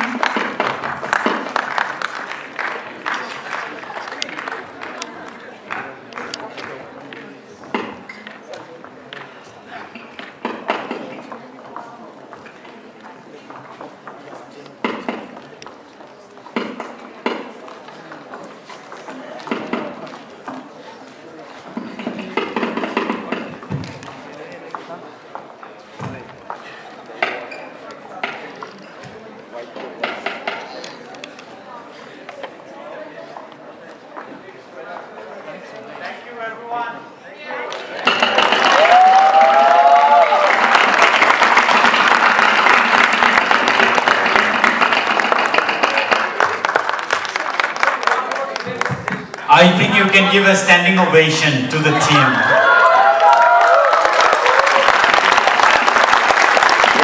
So, I am very happy that from the moment I gave the keynote address on the first day, we challenged you that this will be a different event from all the other events that you had participated. Did you find that it is one of them? Yes. It is a different? Yes. You don't think it is a different one? It is a different one. Yeah. So do you want another chapter of it in the next year? Yes. So I promise you, I guarantee you with all my teams that we will have more, a better speaker. We just had one international speaker this year. We will have even more in the years to come. So thank you so much. Please spread this good news that you had learned today. And as we asked you in the first keynote address, I'm sure you must have met at least 10 new friends. Yes. Or you ended up meeting only your old friends. No. So I challenge you that when you go back home, these new friends that you make, please keep asking them, what are you going to implement from the thing that you learned in this 3-day seminar? Will you do that? Yes. So all the best, cheers to life, and have a great, great evening. Thank you.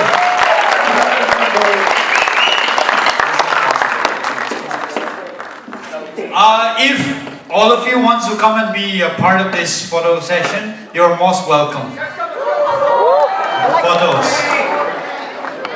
Maybe, it may be a little too many, but yeah, we can still try accommodating. Yeah, sit. You'll fall.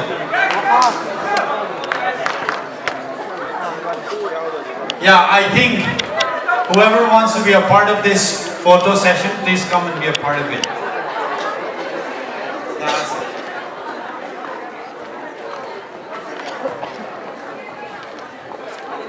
Sanjay, you can come up.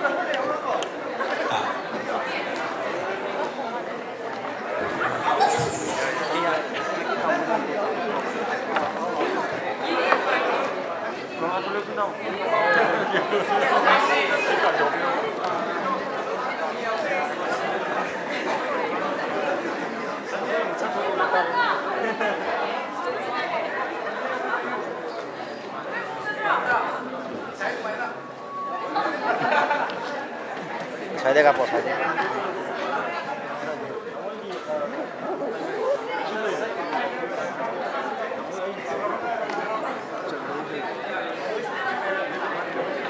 Everybody say cheese!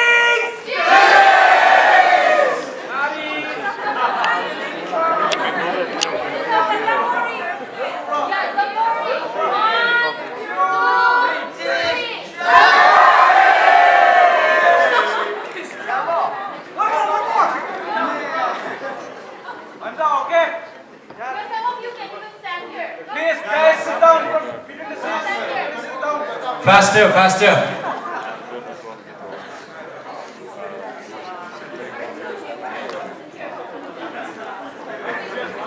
He forgot.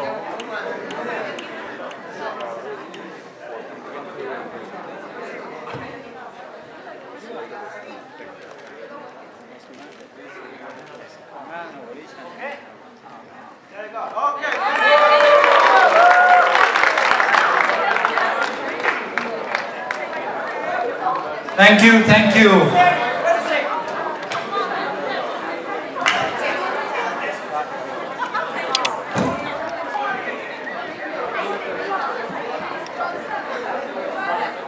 If anybody wants to dance, get ready.